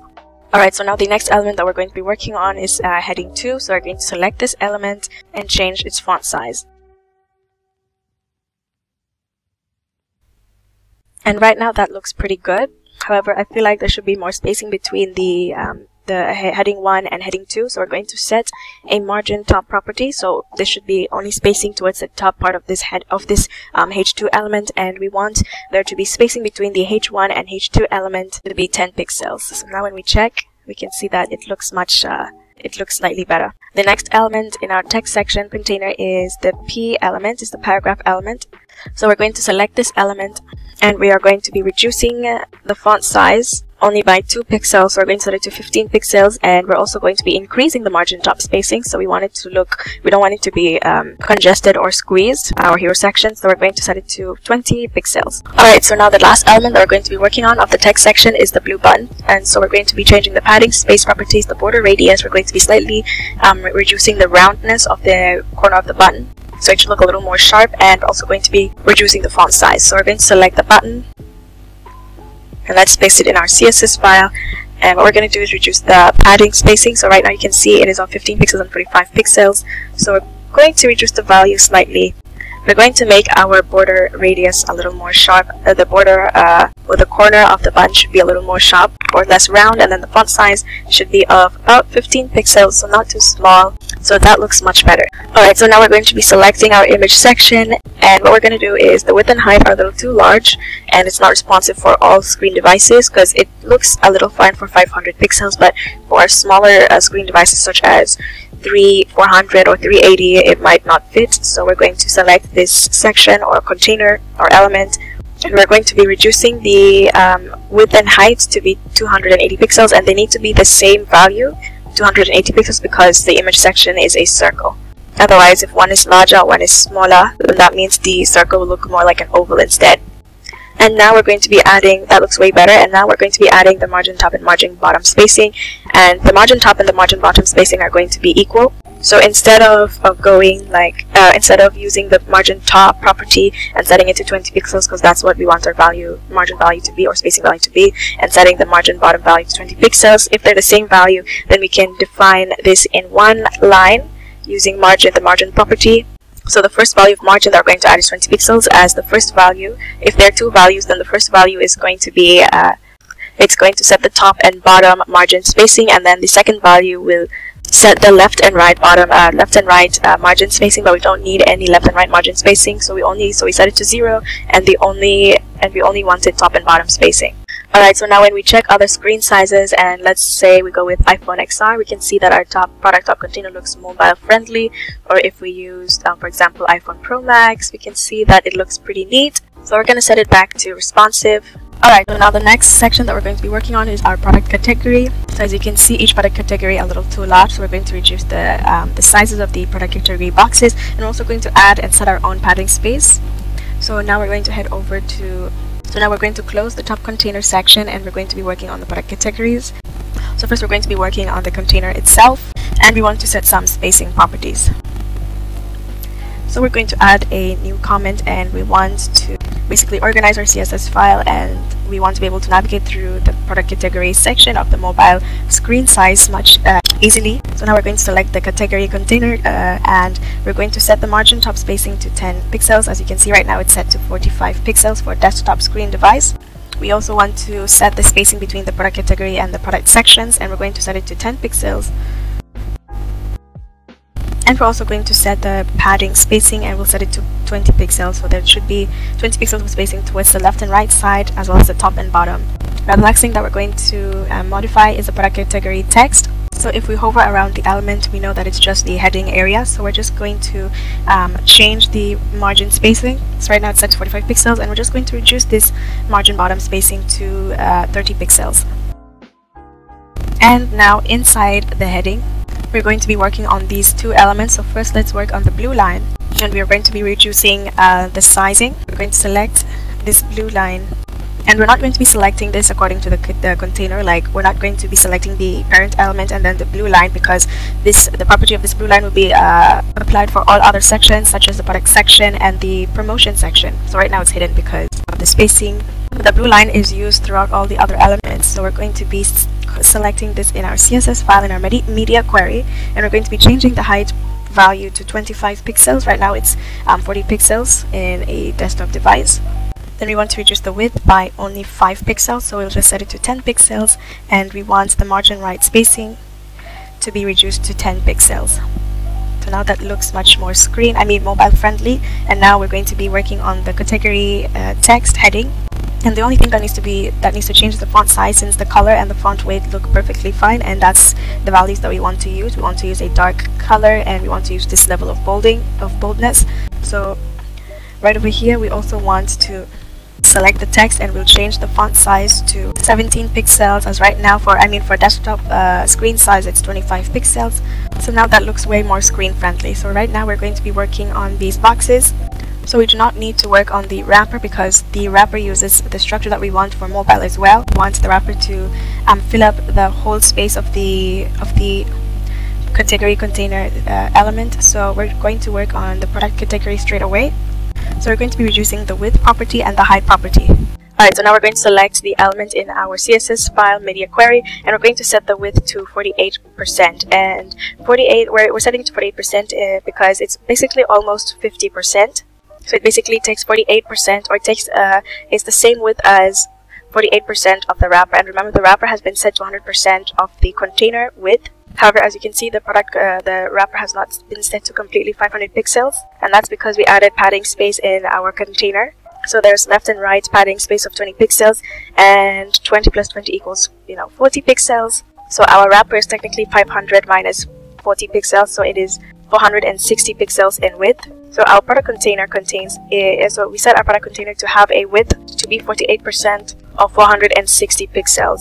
And the reason why we haven't set it to 50 pixels is so that there can be spacing maintained between each product card, because if, let's say, we set it to 50 pixels, they will collide with each other. So we set it to 48 pixels so that we can maintain some spacing in between each product card. And then for the height value, we're going to reduce it by 65 pixels. And now obviously you can see the image section is pretty distorted, so we're going to be working and selecting on the image section element. And first of all, we're going to set the width value to 40 pixels. So that should now look much better and neat. Also, as you can see, the height value has been reduced by 20 pixels, so we want to make sure that the image section occupies the full height of the product category section, which has been set to 65 pixels. So we'll set this to 100%. And also we want to ensure that there is left and right spacing inside the element, so basically only towards the left spacing and the right spacing, and not the top and bottom spacing. And right now it's set to 10 pixels. So right now the only thing that we're going to do is we are going to use the same value, 10 pixels, but we only want the 10 pixels of spacing to be applied towards the left and right side of the image section, inside the image section. So we're going to set the top and bottom padding space to 0, and then the left and right padding space to 10 pixels. Alright, so now we're going to be working on the image itself of the product category image section. So we are going to be selecting the image element, and we want to reduce the max width and the max height to be 90% at most rather than 97%. And though that is perfect for a 500 pixel screen size, if let's say we reduce it to 400 pixels, pixels of screen size, of width screen size, it looks pretty distorted. So we're going to be creating new media queries very soon after we're done. Alright, so now we're going to be working on the desk or the text section. So we're going to select the element, and as you can see, the padding left spacing is a little too much. So now we're going to reduce the padding left spacing to be of about 14 pixels, and right now it is set to 30 pixels. And then we also want to ensure that our text is aligned to the center, because we're going to add a few, but we're going to reduce the font size of these two span elements. They're going to be set to 12 pixels, so that's a very small font size, and that will cause our elements to move towards the right side. So we want to ensure that our text is aligned to the center of the container. And now two more elements we want to modify is the font sizes of these two elements, and because we want them to have the same font size, we just want them to reduce to have a font size of 12 pixels. One is 18, one is 15, so we want both of these to have 12 pixels. We're going to call them in one line rather than selecting both two and setting the font size individually, even though they will have the same font size. That will be a little redundant, so we're going to select these two elements in one query, in one CSS query. So we're going to select the type as well as the number, and then set the font size to 12 pixels. So both these two elements will inherit 12 pixels. Alright, so now our product category looks perfect, but now we need to consider other screen sizes. So for example, if the mobile screen device was of 43 or 430 pixels in width, you can see that the image, like the text looks pretty good, but the image looks a little too large. Or let's say if it was of 360 pixels, the product category looks just a little bit disconfigured. So we're going to change these properties. So first of all, we know that at 450 it still looks fine, and if we kept reducing it to 440 pixels it looks good, but at 430 pixels the image looks slightly larger than it should. So now we're going to be working on the image section of the product category. So we'll have to create this media query outside the 500 pixel media query, and basically, so we're going to set anything that is at least at most 430 pixels or below. They should attain a smaller image size. So we're going to set max width to 430 pixels. So now we're going to select the image container, which is set here. And right now the max width and height for 430 pixels, for all screen devices is 90 pixels. So now any screen device that is 430 pixels or below or lower should have a max width of at most 88 pixels. So reducing it slightly by 2%. Alright, so that looks better, but not for long, because obviously the product category is limited to 48%. And also the text font size, like for example, headphones is a pretty long text, so it might not fit for example, for a screen device that is 430 pixels in width. So we're going to consider 400 pixels. And now as you can see, the font size, the product category is almost touching the heading, specifically for headphones, because others are fine, but because this heading is long, we'd have to consider changing the design of the product category. And for smaller screen devices, we want our product category to look way different, and we want all of our product categories to be set in a column. So right now they're set in rows, but we want to change the structure to be in a column instead. So now we're going to go back to select product category, and we want to set the width of this product category to 100%. So we're going to create a new media query but this is only going to be for any mobile device that has 400 pixels or below. And then we're going to select the product category, and we're going to set the width value to 100%. So when we check our product categories, they look okay, but also the height is a little too short. So we're going to increase it by 10%, by 10 pixels. So for 500 pixels, it's set to 65, but we want to increase this height to 75 pixels so they don't look congested. So that looks way better. And now we want to work on our image section. So right now our text section occupies almost 80% of the product category container. So we want our image section to occupy more space in the product category container. Perhaps it should be somewhere here. So we're going to select the image section element. And right now it is set to 40 pixels because of how we set it in media query for 500 pixels for any device that is 500 pixels or below, but any device that is 400 pixels and below. So now we're going to set the width value to 70 pixels. So right now, as you can see in our media query for 500 pixels, for any device that is 500 pixels and below, the width is set to 40 pixels, but now this is only limited to devices that have a screen size of 500 pixels to 401 pixels. So anything below 401 pixels, so basically starting from 400 pixels and below, should have a image section width of 70 pixels. So now when we check our image section, it looks way better, but now the image is a little too large. So we're also going to select the image section, and we're going to reduce the max width and height that the image section can occupy.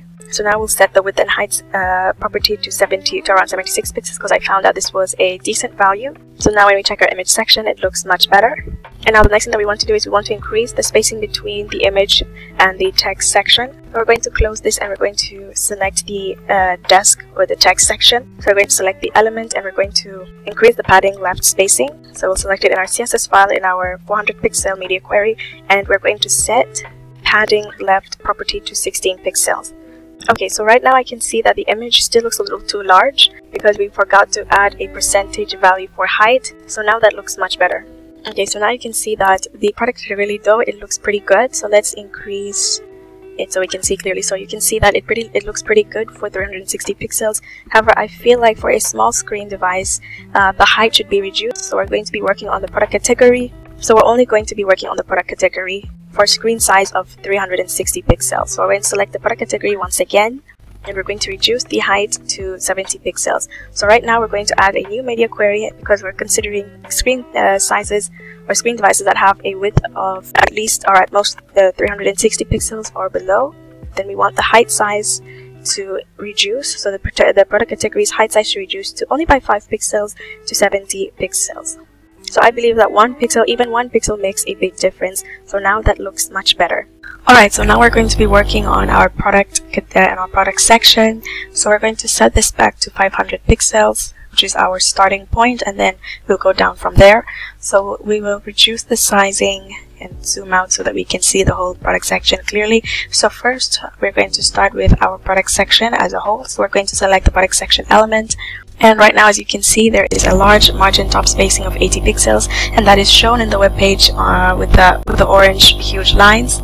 So the height of it basically indicates the amount of spacing, which of now is of 80 pixels. However, we have added some spacing in the product category, which you can see in the green and the orange line. The green line is the padding spacing, and the orange line is the margin spacing. So we want the barrier between the product category and the product section to be only based on the margin bottom property that we included in our product category element. So we're going to remove the margin top spacing that we added here completely. So now in our CSS file, in our media query, and starting from 500 pixels, we are going to first create a new comment called product section, and we will paste the element that we want to first work on. So first we want to remove the margin top spacing. However, setting this margin top spacing to 0 will also set the barrier between each product section to nothing. So we're going to add the margin bottom property instead, and we'll set it to 60 pixels. Another thing is we want there to be some spacing inside the product section. As you can see, the product sections are stuck to the edge of the web page, and we don't want that.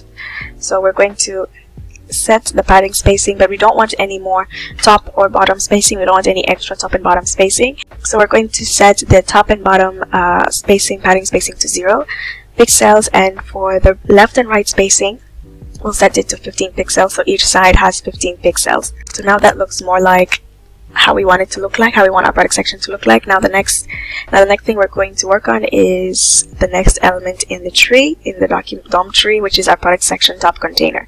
So we're going to select this element, and basically we want to set the margin bottom spacing, because at the moment the margin bottom spacing is determined from heading, which we added, and it is set to a spacing of it is set to a bottom spacing of 50 pixels, and we don't want it to be based on the text that is inside the container, but we want to set it in the container itself. So we're going to select the container, and we are going to paste and write this in our CSS file, and we're just going to set the margin bottom spacing to 40 pixels, and then very soon we'll remove the margin bottom spacing in our heading 1. Because at the moment, right now, the margin bottom spacing between the top container and the product section container is set to 80 pixels, so we'll have to remove the spacing in our heading. Now we are going to be opening up our category type container, and we just want to use this in order to create some spacing between the category text and the heading. So we're going to select this element, and we're going to write this in our CSS file, and we'll set the margin bottom spacing to 7 pixels, so that should create a spacing between the category text and the heading. And now obviously the heading is a little too large, and also the category text has already been styled because we already styled it in our product category section, and basically so we use the same styling for all other areas of the web page, including the product section as well as the promotion section, which now we can't see because of the text and the spacing, so we'll work on that soon. So right now we'll select the heading 1 container, and the color is perfect, font weight, it's aligned to the left, but the font size is pretty bad, and also we're going to remove the margin bottom spacing since we added that in the container already. So we're going to select this and write this in our font size, in our CSS file. So we want to set and reduce the font size to 22 pixels, as previously it was 40 pixels, and then we're going to remove margin bottom spacing. And now the last thing that we're going to work on in this top container is the slideshow button. So we're going to select this container, but not the container itself. We just want to work on the slideshow buttons, and we want to reduce the sizings. So we're going to select the slideshow button class, select it in our CSS file, and we'll set the width to 45 pixels and the height to 45 pixels, because at the moment the width and height, or for desktop version, for the width and height is 60 pixels.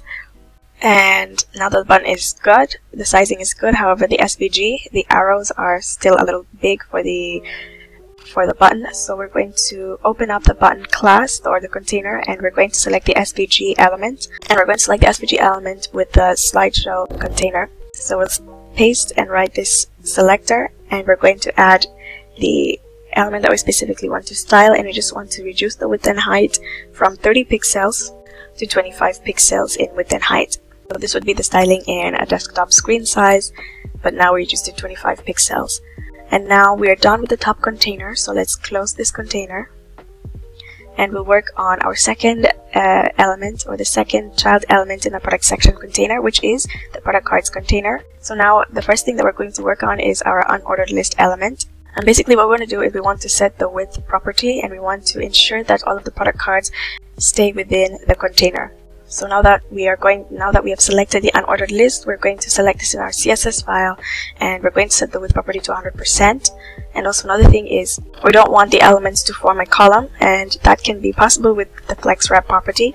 So we're going to set flex wrap to no wrap, so we want the elements to only stay in one row. So we're going to add this flex wrap property, and we're going to set it to no wrap. And now the next thing that we're going to work on is our product cards. So before we work on the product cards, we're going to be using this new pseudo class which we have not used before, and basically it's called root. So we're going to use this root pseudo class in order to determine what the product card width and height are, so that we can access them through JavaScript, and we won't have to rewrite the width and height properties of a product card in each mobile screen size in JavaScript. So we don't want to have to set the product card width and height in CSS and then copy all of that and set it in JavaScript as well. We just want JavaScript to access whatever we have written as the width and height properties of the product card in each media query or in each different mobile screen size. So this helps to make our code less redundant. And first we're going to set this root pseudo class above where we created our product cards for our desktop screen size, which is right here. So what we're going to do is we're going to add this pseudo class, and it represents the root of the HTML file, and the root of the HTML file is basically the HTML tag element, because the HTML tag element holds every single thing in a document, including the head, the body, the footer, and all the elements inside. So it basically holds everything up just like a plant root holds up a plant and supports a plant. So you can either choose to go with HTML element, and and the variables that we're going to add will work the same way. Otherwise, you can also use the root pseudo class. Alright, so in our root pseudo class, we want to create a new variable. And we're going to create two new variables. And these two new variables will store the width of the product card and the height of the product card. And we're going to use this variable in order to set the width and height properties of the product card in all different screen sizes. So this different screen sizes that we have set are 500 pixels, 430 pixels, 400, and 360. And they're all going to have different product card width and height sizing. So we want to use this root pseudo class in order to set these width and height properties, and we're going to use the root pseudo class in order to access the width and height properties of the product card in our JavaScript. That's the main reason why we're using the root class, because we are unable to select this product card active class in JavaScript. And that is because when we first load a web page, the product card active class does not exist yet until we set the product card's width and height properties in our JavaScript file. So let me show you here. So in our product cards display function, we first set the product card width and height and margin spacing before we display these product cards. So since we set the product card width before we add the active class to each product card that needs to be displayed, we are not able to access the product card active class, and the active class basically has the width and height properties. So since we're not able to access the active class width and height properties, we are going to be using the root pseudo class for this. We know that the HTML element or the root of the document is always loaded in our web page. We're going to be using these two variables that we're going to create in order to access the width and height properties. So we're going to first create a variable, and we can create this variable, and we can create a variable in CSS using two hyphens and then the name of the variable that you want it to be. So we're going to make it simple and relevant. So we're going to name it, the first one for width, where it will store the width of the product card to 200 to 260 pixels. And then in order to store the height of each product card, we're going to create a new variable, and we're going to call it product card height. So it could be any variable that we want it to be. and we're going to set this value to 379 pixels because that is the width and height properties that we want our product cards to be at a desktop screen size. So now we can change the width and height properties to have the value based on the variables that we created in our root element. So in order to access these variables, we call the var method, and then we include the product, and then we include the variable name. So for width, we want the value of 260 pixels, which is stored in the product card width variable. So we're going to copy and paste this here. And then for our height, we want the value stored in the product card height variable. So again, we're going to call the var method, and then inside we'll include the variable name. And now we're going to head over to our JavaScript file. Alright, so right now, as you can see, the product card width has been manually set to 260 pixels, even though it is also set in our CSS file. And that basically is not good practice if we have to manually set it, if we have set it in our CSS file, yet we're still manually setting it in our JavaScript file. Why not we just get the property value from CSS, from the CSS value? So that's why we're going to remove this value, and we're going to create a new variable. And this new variable will be the value that we will set product card width to, or assign product card width to. So now let's create and let's declare a new variable, and it can be any name that we want to choose. So we'll go with root styles. And what we want to do is we want to get all of the styles of the root element, and the root element is just basically the HTML element. So that means in our CSS file, the elements that we have set in our root pseudo class basically is applied to our HTML elements as well. So specifically, we want to get a variable that we created, and we only want the width. So we're only going to get the width property.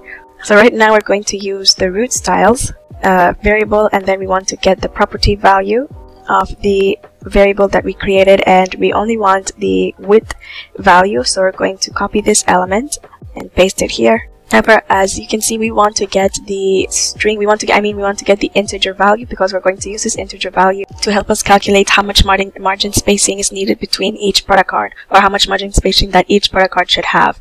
So we need to remove the pixel text, and we need to convert this text to an integer value. So in order to do that, we're going to add another method, and we're just going to replace the part of the string that contains or that says pixels. We want to set it to nothing. So now this will return just 260, but still our return value is still a string, and it is not converted to an integer, because the computer won't be able to tell whether 260 is an integer or not, because right now it is stored as a character. Alright, so now one more thing that we're going to add is the parseInt function, and what this basically does is it helps the computer to recognize and to convert any character value to any character value that looks like a numerical value, or that is a numerical value. It converts to an integer. So we're going to close this function. So now this should return 260 as an integer, and now we can store it in our product card width. So we're going to select all of this and paste it here. Also, we want our code to be a little neat, so we're going to create some spacing. So now let's check what product card width returns, and we'll also be changing the values in our CSS file so we know that we know that it actually works. So let's check our console log, and we can see that it returns the value to 60. And let's say we change the value to 60 pixels, or let's say 90 pixels. When we reload our page, we can see that it returns the value 90. So basically, we know that JavaScript was able to get the root pseudo class properties, or the HTML properties, which contained these two variables, but we only wanted to get the width value, the width property. So now we don't have to create different width and height properties manually in JavaScript. Alright, so now that we've already set the width and height properties for our desktop version, we can copy this root pseudo class, and we're going to change the properties in our media queries. So we're going to change the value of our variables. So now we're going to scroll down to our 500 pixel media query, and now right after the unordered list container, we're going to paste our root pseudo class, or basically HTML element, and we're going to change the product card width and height properties. So we don't want our product cards to be right now 260 pixels. We don't want our product cards to be at 260 pixels in a 500 pixel screen size. But what we're going to do instead is we're going to set the product card width to 100%. And the reason why we're setting the product card width to 100% is because we are going to set the number of product cards that the product section should display. in JavaScript. So whether that be, so it's for mobile screen size, it's either going to be product cards in a row or 2 product cards in a row depending on the screen size. So a big mobile screen size as 500, there should be at least 3 product cards shown. So basically we're going to determine how many product cards are going to be shown in a row in each product section and through our JavaScript file. So whether that be 2 or 3 for mobile screen devices. So since we're going to be setting this width property in our JavaScript file, we're just going to set the product card width to be 100%. And then the height property value should be set and reduced to 270 pixels. So right now, obviously, it does not look exactly how we want it to look. So first, we're going to change the image container properties. We're going to reduce the image size so that the full product card can be displayed. So now we're going to head over to our elements file, and what we want to do is we want to select the image section. So we're going to select the image container. Alright, so now as you can see, the image container element has been set to 198 pixels, and that is pretty large amount. That's almost 200 pixels. So we are going to select this in our CSS file, and we want to change the height property from 198 to 108 pixels instead. So now when we check our product cards, it looks much better and we can see the text section. So now we're going to style our text container as well. Alright, so now we're going to be modifying the heading because it's a little too big for a mobile screen device and for our product card. So we're going to select our text container, and it's stored inside, the heading 1 is stored inside this text container. So we're going to select this element, and right now we're going to reduce the font size. So let's select it in our CSS file, and first of all, right now it is set to 19 pixels, so we'll reduce it to 14 pixels instead. Now another important thing is in a smaller screen device such as, let's say, 350, so basically as you can see, the text moves to the next to a new line, and we don't want that. We want our text to be in one line. We're just going to set some overflow hidden properties, but we don't want the text to wrap to another line. So in our CSS file, we're going to make sure that our text does not wrap, so we're going to set the text wrap property to no wrap, so it should stay in one line instead. So now as you can see, it is all in one line. However, obviously it doesn't look good like this. So what we're going to do is, we want to add another property called text overflow. So any text that overflows, we want to include an ellipsis instead. And right now it will not show at the moment because we have not set overflow to hidden. So now we know that any content that overflows, the container should be hidden, and then we also want our text, any text that overflows, to be hidden with ellipses. So now when we check, we can see that there are 3 dots or ellipses placed instead. So now we're going to select the paragraph element, and we want to reduce the font size, as right now it even exceeds the heading, which is not right. So we're going to select this in our CSS file, and we're going to reduce the font size from 18 pixels to 14 pixels. And then one more element that we're going to style in our product section is our button. So obviously the button is too big for a mobile and for the product card really. So we're going to select this in our CSS file, and we're going to change the padding properties. So top and bottom, top and right spacing should be of 7 pixels, and left and right spacing inside the button should be of 8 pixels. Another thing is we want to reduce the border radius corner, so basically the roundness of the corner of the button, and we want to reduce it to 3 pixels. Then we want to make sure that our font size is also slightly smaller and is reduced by 2 pixels. So we're going to set it to 13 pixels. Alright, and now the last thing that we want to do is we don't want any text to wrap. So we want to again set the text wrap property to no wrap. And then we're going to change the product card sizing. For example, if a screen size is of 500 pixels, from 400 pixels to 500 pixels, it should, for example, display 3 product cards. If it is below 400, it should display only 2. So that ensures that all the contents of the product cards, so for example, right now the button cannot be seen, so we'll be able to set this in our JavaScript file. So for this screen size, we can show 2 product cards instead, so that it properly shows all of the elements in full. So it ensures that the content of the product cards are properly displayed. But first, we are going to change the height property of 200 pixels. As you can see, it looks a little too large unnecessarily, so we're going to reduce the height property, but only for our 360 pixels and below. And all we're going to do is we're going to change the height property. So we're going to use the root pseudo class, and we want to select the product card height variable that we created, and we want to change the value to 260 pixels. So in 500 pixels, it is set to 270 pixels, so now we reduce it to 260 pixels. Alright, and before we head over to a JavaScript file to be able to determine whether whether the web page displays 2 product cards or 3 product cards based on the mobile screen size, so for example, if we reduce the mobile screen size to 260 pixels, you can see that if we try to scroll down, and we can see that the heading and the arrows do not match, and we don't want to have to keep reducing the slideshow buttons or reducing the font size heading, but instead we're going to apply the heading to the front, and we're going to place these 2 buttons below the product cards. So we're going to set this in our HTML file. So when we head over to our HTML file, and when we scroll down, to our product section, we can see that our buttons are placed over here, our left previous button and our next button. So what we want to do is let's create some spacing so that our code can become a little more clear. So what we're going to do is we're going to add a class called top, and what this represents is the slideshow buttons that are placed on top, which should be shown for larger mobile screen devices, such as anything that is 400 pixels and above. But anything that is 400 pixels, or that is perhaps 399 pixels and below, the slideshow button should be placed down below instead.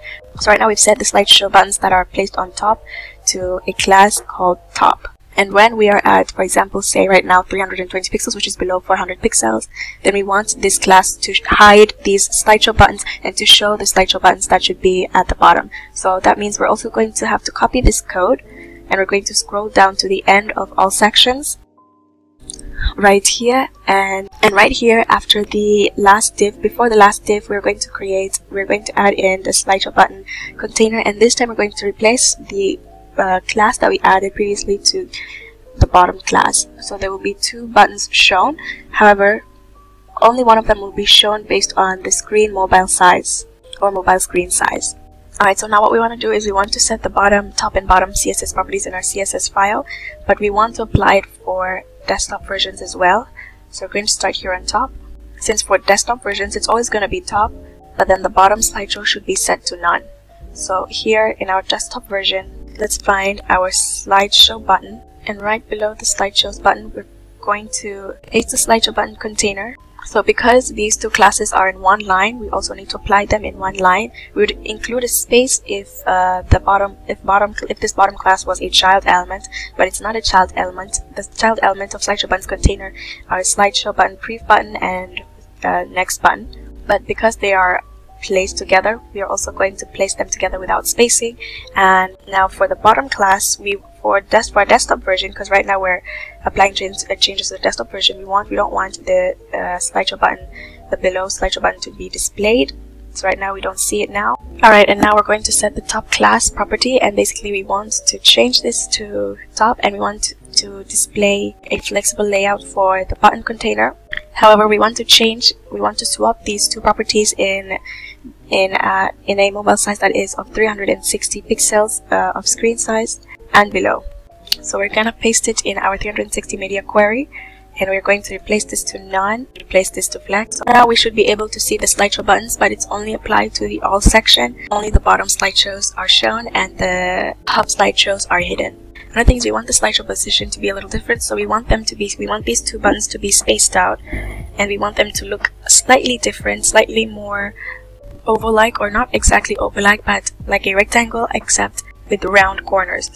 So we are going to access our buttons container, and we'll add this class on top. And what we want to do is we want to set the width property to 100%, and this is so that we can the slideshow button already has the flex layout, which we have applied here.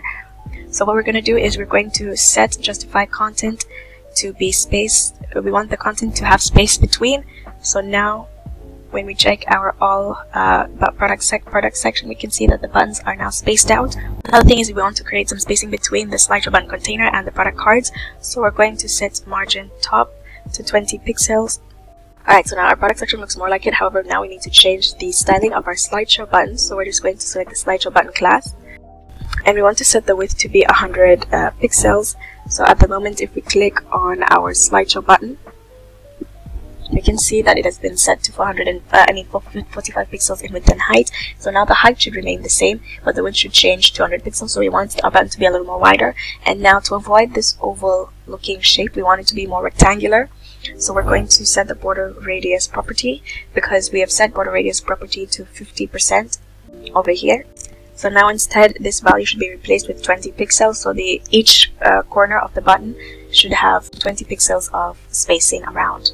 So now that looks much better. However, we need to apply the same changes to our other product sections. Alright, so now let's apply the same changes to all of the other product sections. So what we're going to do is, for different product section, all we're going to do is we're going to add the top class, and then we're going to copy this, and we're going to place it towards the bottom of the particular product section, and we're just going to replace the top class to bottom class. And we're going to do the same for all the other product sections.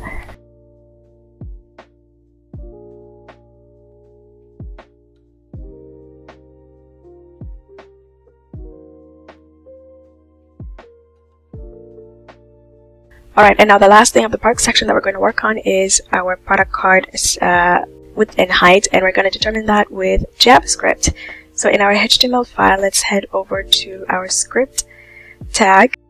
Okay, so inside the product cards display, basically we use this to check whether product card width, whether it gave the correct result from our root pseudo class. Alright, so this value here, or this function, should only be applied for desktop screen sizes. However, for mobile screen size, the product card width and height also is limited. However, we've set the product card height in CSS already. So for example, for 360 pixels, the product card height is 260 pixels. For 500, it's set to 270 pixels. But the problem is the product card width is limited because the screen size width is also limited. So it's 500 and below. So we cannot show or display too many product cards here.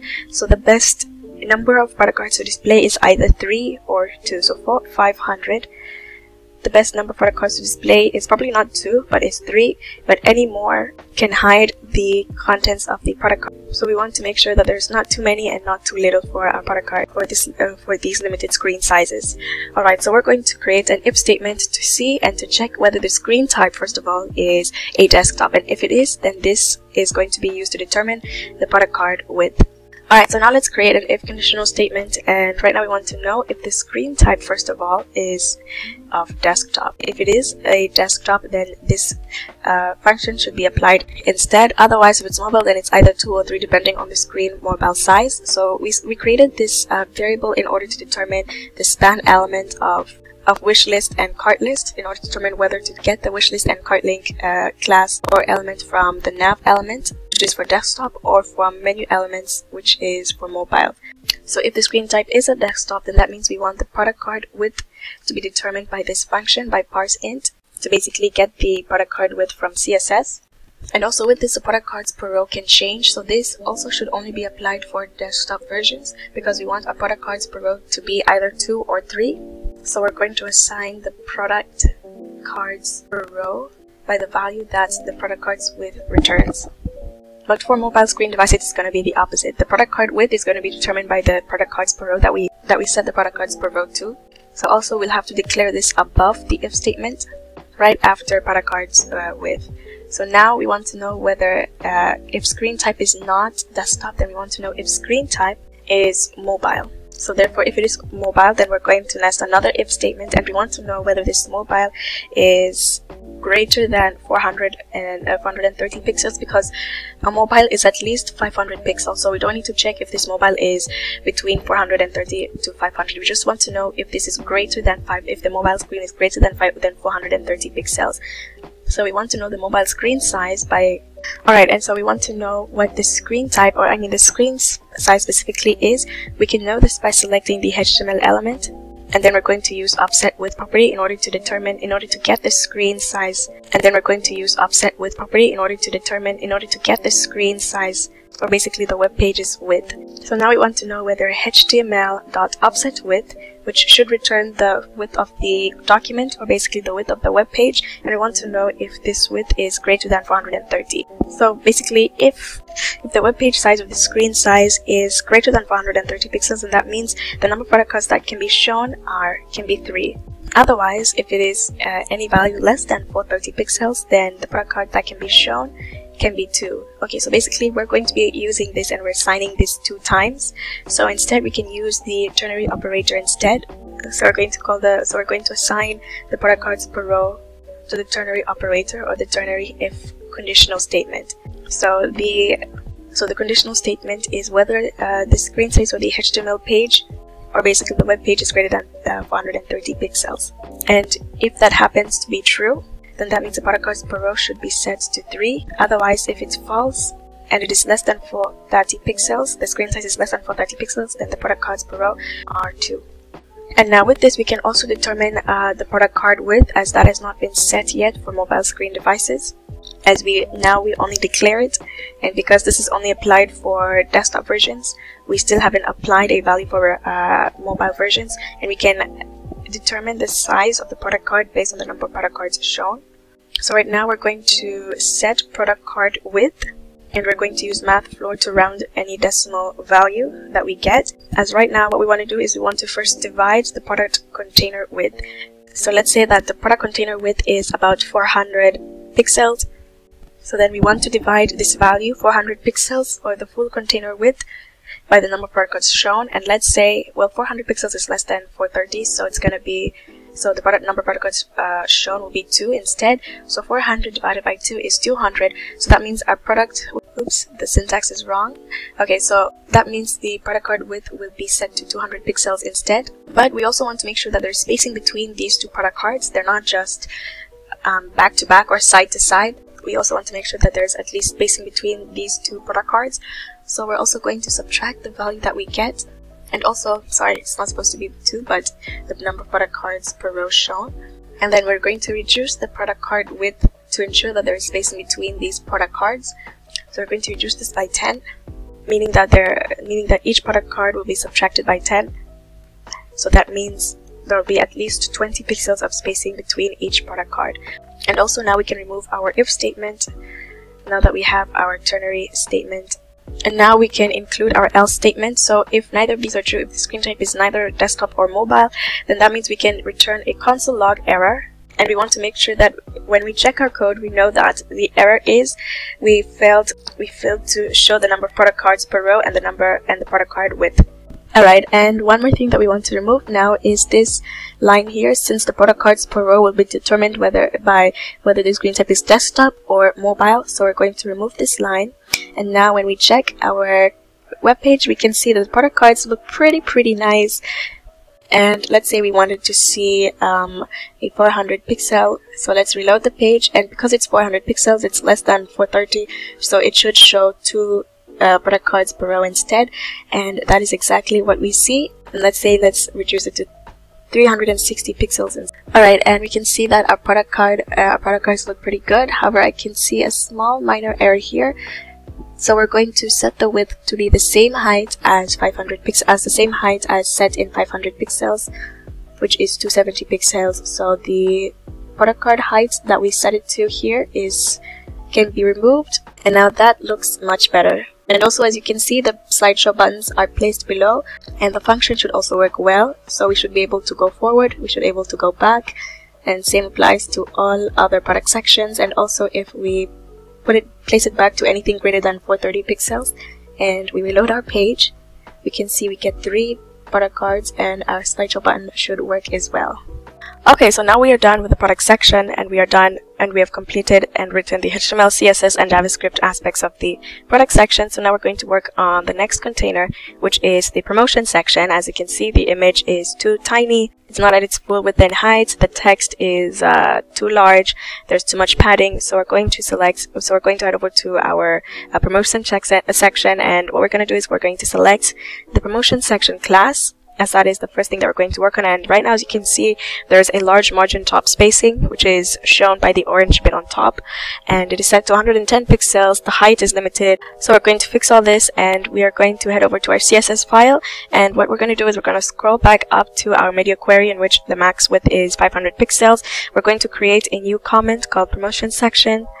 And now we can select our class in our CSS file, and what we're going to do is first we're going to set our flex the layout of the container to be in a column rather than in a row, because in a row, you know, the screen size is limited, the screen size width is limited. However, the screen height is not, so we're going to set it in a column instead, so that all of the contents can be shown without any limit. And then another thing is we're going to set the width property to, so right now for the desktop version it is set to 100%, so it fills up 100% of the screen. However, this time we're going to use this function called calc, and so this allows us to include arithmetic calculations. And what we're going to do is we want to be able to select the current screen size width. So at the moment the current screen size width is set to 500, so we want to, this should be applied for all, so for 430 for all other screen devices. And basically what we want to do is we want to select that screen size, whatever it may be, and then we're going to reduce the full screen size by 60 pixels. So basically what we're doing is we're reducing the width of the promotion section so that we can add some margin spacing, and basically we reduce it by 60 pixels because we want 30 pixels on each side of the promotion section, on the left side of the promotion section and the right side of the promotion section, and that requires 60 pixels in total. So basically we're reducing the width size because if it was still set at 100% and we're adding margin space, then that means the content would overflow, so it would be 100% plus the amount of margin that we wanted to add. So let's say it was 60 pixels in total that we wanted to add, so it'd be 500 pixels plus 60 pixels, and that would overflow the mobile screen device, which is why we're reducing the width size of the promotion section so that we can add the margin spacing. And right now, first of all, we want the top and bottom spacing to be set to 90 pixels each. So right now the margin top spacing, or for desktop, it's set to 110 pixels, so we're reducing that by 20 pixels. And now we are going to set the left and right margin spacing, and we're going to set it to 30 pixels. Since the width has been reduced by 60 pixels, this means we can also add 60 pixels of total spacing. So 30 pixels will be added on both the left side of the promotion section and the right side of the promotion section, meaning that 60 pixels will be occupied, which is also why we reduced the width size so that the promotion section does not overflow the screen device or the web page. So one more thing that we want to do is we want to set the height. Right now it's limited to 500 pixels, and right now, since the flex layout, the layout of the container has been set to a column, we are going to have to set height to be automatic, and automatic to basically the amount of content that there is in the container or in the element. So right now we can see that the height is no longer limited, and we can see the other portions of our text of the promotion section. So now the next thing that we're going to work on is the image container. So we're going to select this container. And what we're going to do again is we want to reduce the width property of the width of the image container so that we can add an amount of spacing, a certain amount of spacing inside the container. So now let's select it in our CSS file. And first we are going to reduce the width of the image container. And we basically want to add a padding spacing inside the image container of 30 pixels towards the left and 30 pixels towards the right side of the image. So in total, that means we would need to remove 60 pixels of width in order to occupy this amount of padding spacing. So we're going to ask the calculator to first then take in the full width of the screen size of the screen device that we're using, and then reduce it by 60 pixels. So now the image container is reduced in size, and this allows us to add some spacing inside the image container, because at the moment the image is a little too large, so we want to include some spacing inside so that it can reduce in size. And so we're going to set the padding spacing. First of all, we want the top and bottom spacing to be set to 70 pixels. So previously there was no top and bottom spacing added. It was set to 0, so now we're setting it to 70 pixels instead.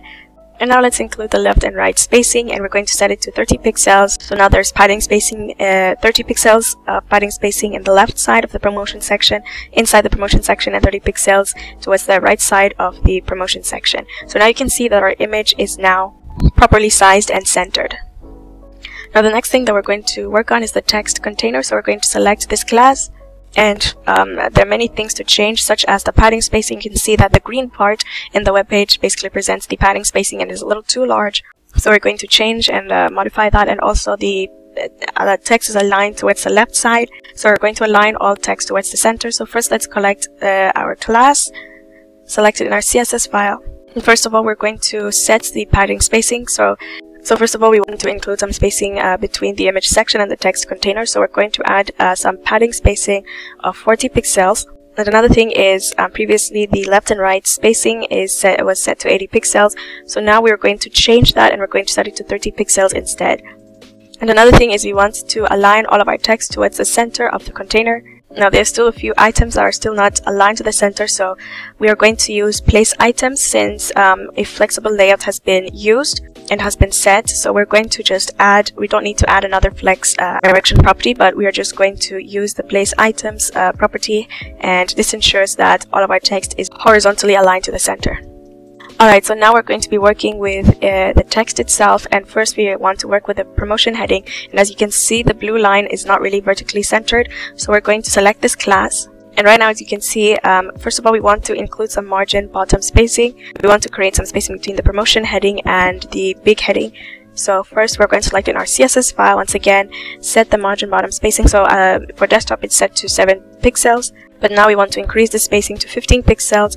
And then since the promotion section already has the flexible layout, we don't have to repeat it again in our media query, but we're just going to use the place items property, and this ensures that our content now is centered. So now you can see that the blue line is vertically centered. However, the text looks a little too big, so we're going to work on text sizing, and we're going to select this element, and basically we're just going to reduce the font size to 20 pixels. So previously it was 25 pixels, so we're going to reduce it to 20 pixels this time. And now let's work on our second heading. So we're going to select this element, and at the moment the font size is set to 37 pixels. So in our CSS file we're going to reduce this font size to 25 pixels instead. And then for our text description, again we want to reduce the font size slightly, so we're going to select this element and paste it in our CSS file. Now we want to reduce the font size by 1 pixel. So now you can see that the text changed, so 1 pixel always makes a difference. And another thing is we want there to be some spacing between above the text description and below the text description. So there's going to be some spacing between the heading 2 and the text description and the text description from the button. So we're going to set the top and bottom spacing, and we want them to be equal. So we're going to just set this in one line, and we want the top and bottom spacing of the text description to be set to 15 pixels, whereas the left and right spacing should be set to 0. As previously, the top and bottom spacing for desktop version is 10 pixels. Alright, and now we are going to be considering other screen sizes. So let's say the screen size is 430 pixels, and we can see that our promotion section still looks pretty good. But let's say our next screen size that we should consider is 400. So let's say the screen size is 400, and though it doesn't look bad, but any lower than that it starts to look a little more squeezed. So we're going to start setting the width property, and we're going to reduce the width property. So now the total margin spacing is set to 60 pixels, so there's 30 pixels in the left and then the right side of the promotion section or container. So what we want to do is reduce this margin spacing. So we're going to select the promotion section element, and in our CSS file we are going to be considering screen sizes that are 400 pixels or lower. So now in order to reduce the margin spacing, we need to increase the amount of width that the promotion section occupies. We are going to set the width property, and previously we set it to be 60 pixels less than the screen device's width. Now we only want it to be 40 pixels less, so it should occupy more space in the web page. So this will give a higher value than the value that we set in our media query for 500 pixels. Alright, and so now we can also adjust our margin spacing, and basically we want to reduce the margin spacing. So our margin spacing, top and bottom margin spacing should still stick to 90 pixels. However, the left and right spacing should be reduced to 20 pixels instead. And these 20 pixels, because the 20 pixels will be applied for both the left side and the right side, when you combine these two values together, they give the value 40 pixels, which is why we also reduce the width size to 40 pixels. So now the width and the spacing is equally distributed. So now when we check our promotion section, it looks much better than before. And also we have another promotion section, and we can also see that the other promotion section also looks fitting. Alright, and now we can work on our footer, and obviously our footer looks pretty disconfigured. So we are going to be changing the layout completely, and it will look sort of like this. So first of all, let's head over to our HTML page. We are going to search for our footer element. So basically we're not going to be changing anything here. However, we're going to be storing our width and height property values for our image element, for our logo, and also for our SVGs in our CSS file instead.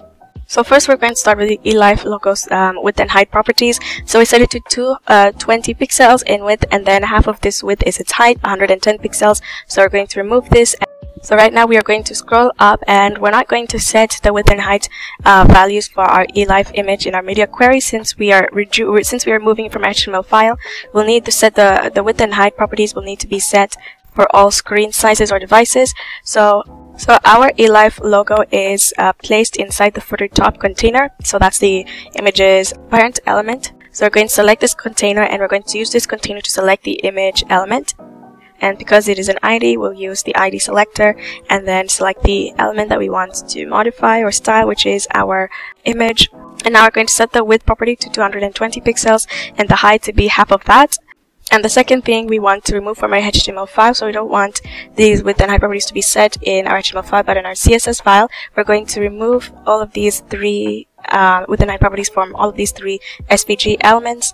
And then we're going to select the SVG element, and so basically these SVG elements are all in this class called the footer social. So that's the SVG's parent element. So we're going to use this parent element called footer social in order to select these SVG elements.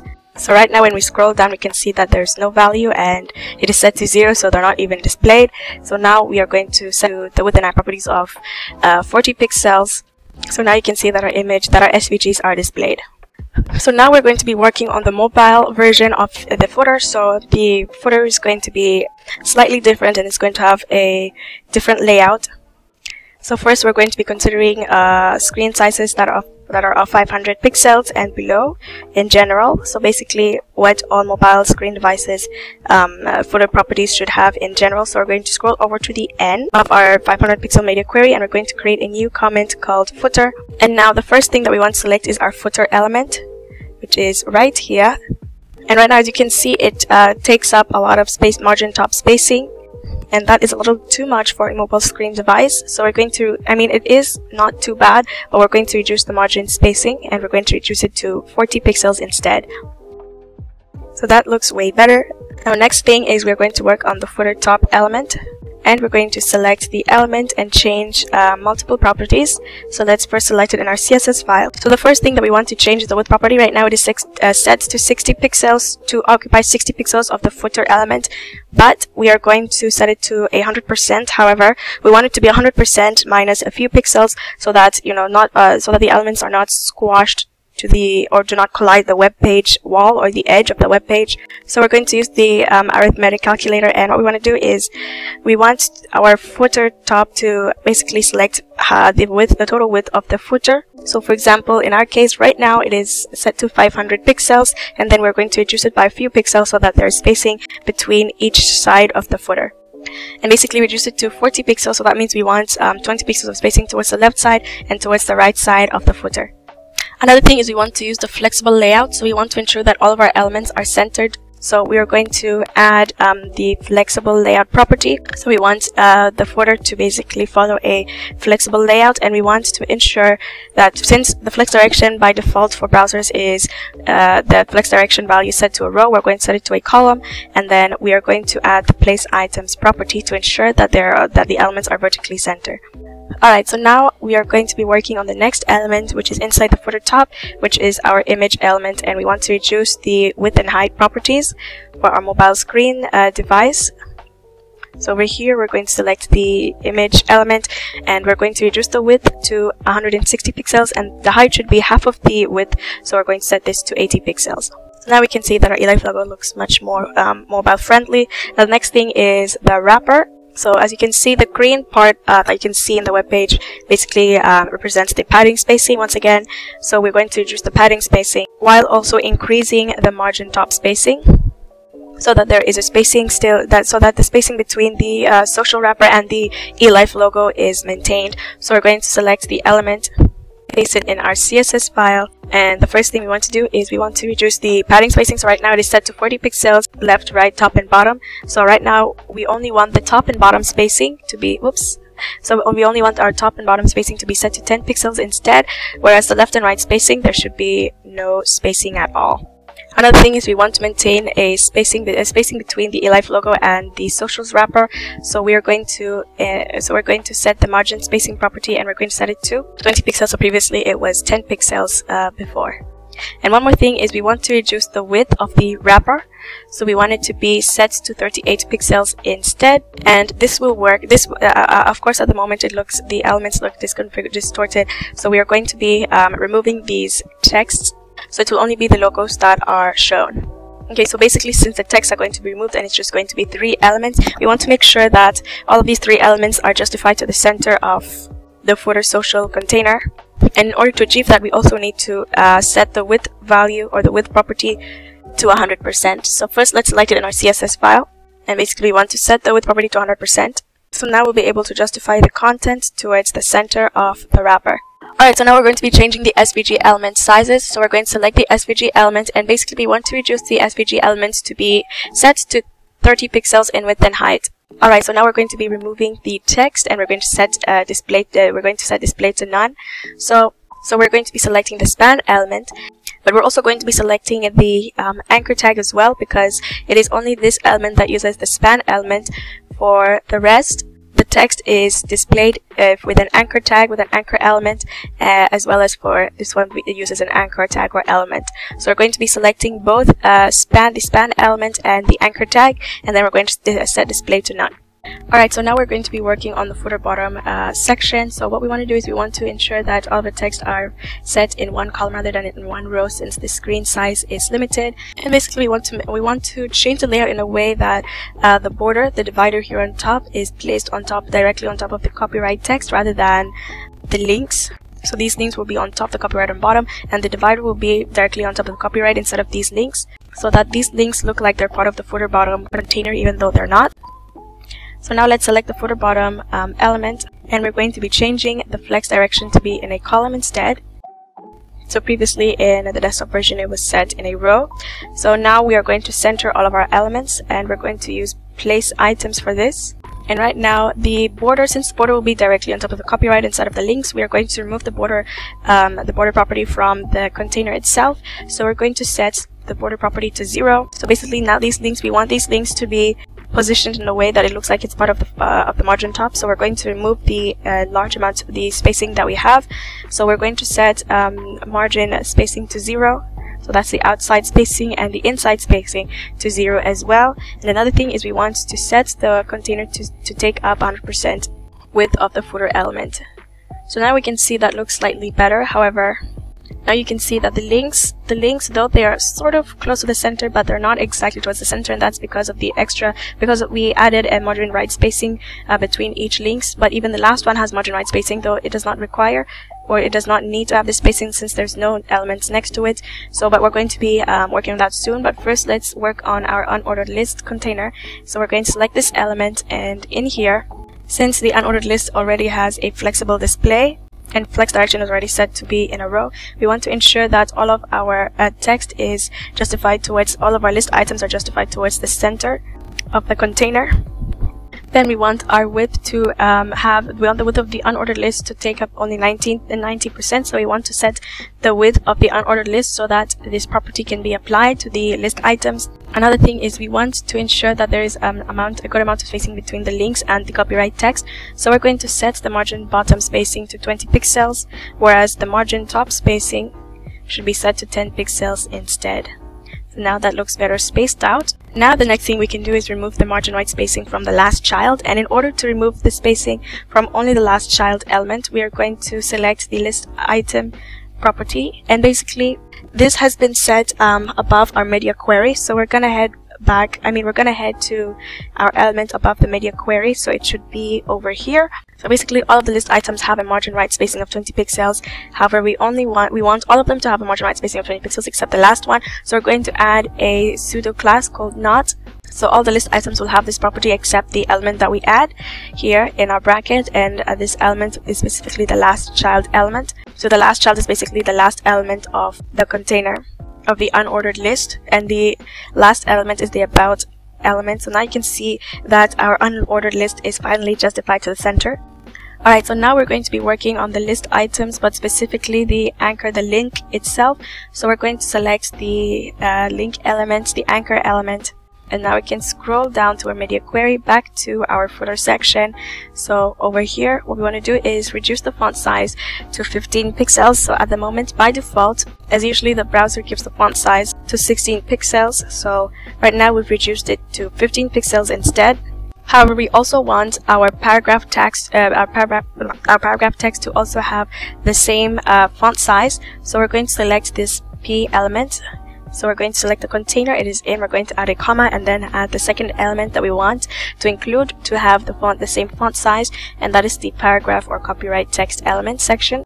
And then we can include the separate properties that the paragraph text will have. So right now, as we said earlier, we're going to add the border top. We're going to add the border top above the copyright and directly the copyright. So we're going to add the border property, and we're going to, well, it is border top property, and we're going to set it to 1 pixel. So the line should be just 1 pixel. It should be a solid line and not dotted or dashed. And then we're going to change the color to 169. So let's say we change this property to dotted instead. You can see that when we reload our page, you can see that the lines are basically split. So we want our line to be one full solid line. And right now we want to create a little more spacing between the copyright text and the unordered list. So we are going to set the margin top spacing to 10 pixels, so just slightly. And then in order to create the spacing between the copyright text and the border and the divider or the border line, we need to include padding spacing. So this will include padding spacing between the line and the copyright text, and we're going to set this padding spacing to 20 pixels. We're going to set it to 30 pixels. And for this, we want to ensure that our line basically occupies the full width of the footer bottom container. So we're also going to use one more property, and we're going to set it to 100%. So now when we check our web page, our footer is in function, and let's say we wanted to see a footer that is in an iPhone Pro Max. So we can see when we check our footer, and we will increase it so that you can see it more clearly. Okay, so the bottom part is not showing, so we'll set it back to 50%. So you can see that our footer looks pretty clean. And let's say it was a smaller screen device, and it still looks clean. Let's say if it's Samsung is 360 pixels, and it still looks pretty good and mobile responsive. Alright, so now our website is finally mobile responsive. So you can see that our footer is completed, and as well as our product sections, and we can click through other product cards in other product sections as well, and as well as our promotion section. It looks pretty mobile responsive. We also made our hero section responsive as well, and we also created a menu bar as a replacement of our navigation bar for desktop, and we can also add items to our cart list as well as our wish list. And you'll see now that our cart list and wish list number span element has updated, and we can also remove an element, and that will also be recorded. And also we ensured that the menu bar's top section is always going, or the navigation bar section is always going to be transparent to the color of the menu bar, and when we click on the menu bar, we still view the section that we were on before clicking the menu bar, so we're not taken straight to the top, and that makes our web page much more convenient, much more mobile friendly for users. Hello again, and thank you so much for watching. If you found this video helpful, hit the thumbs up button, comment down below, and subscribe to Code Harvest if you have not already. Now see you in the next video.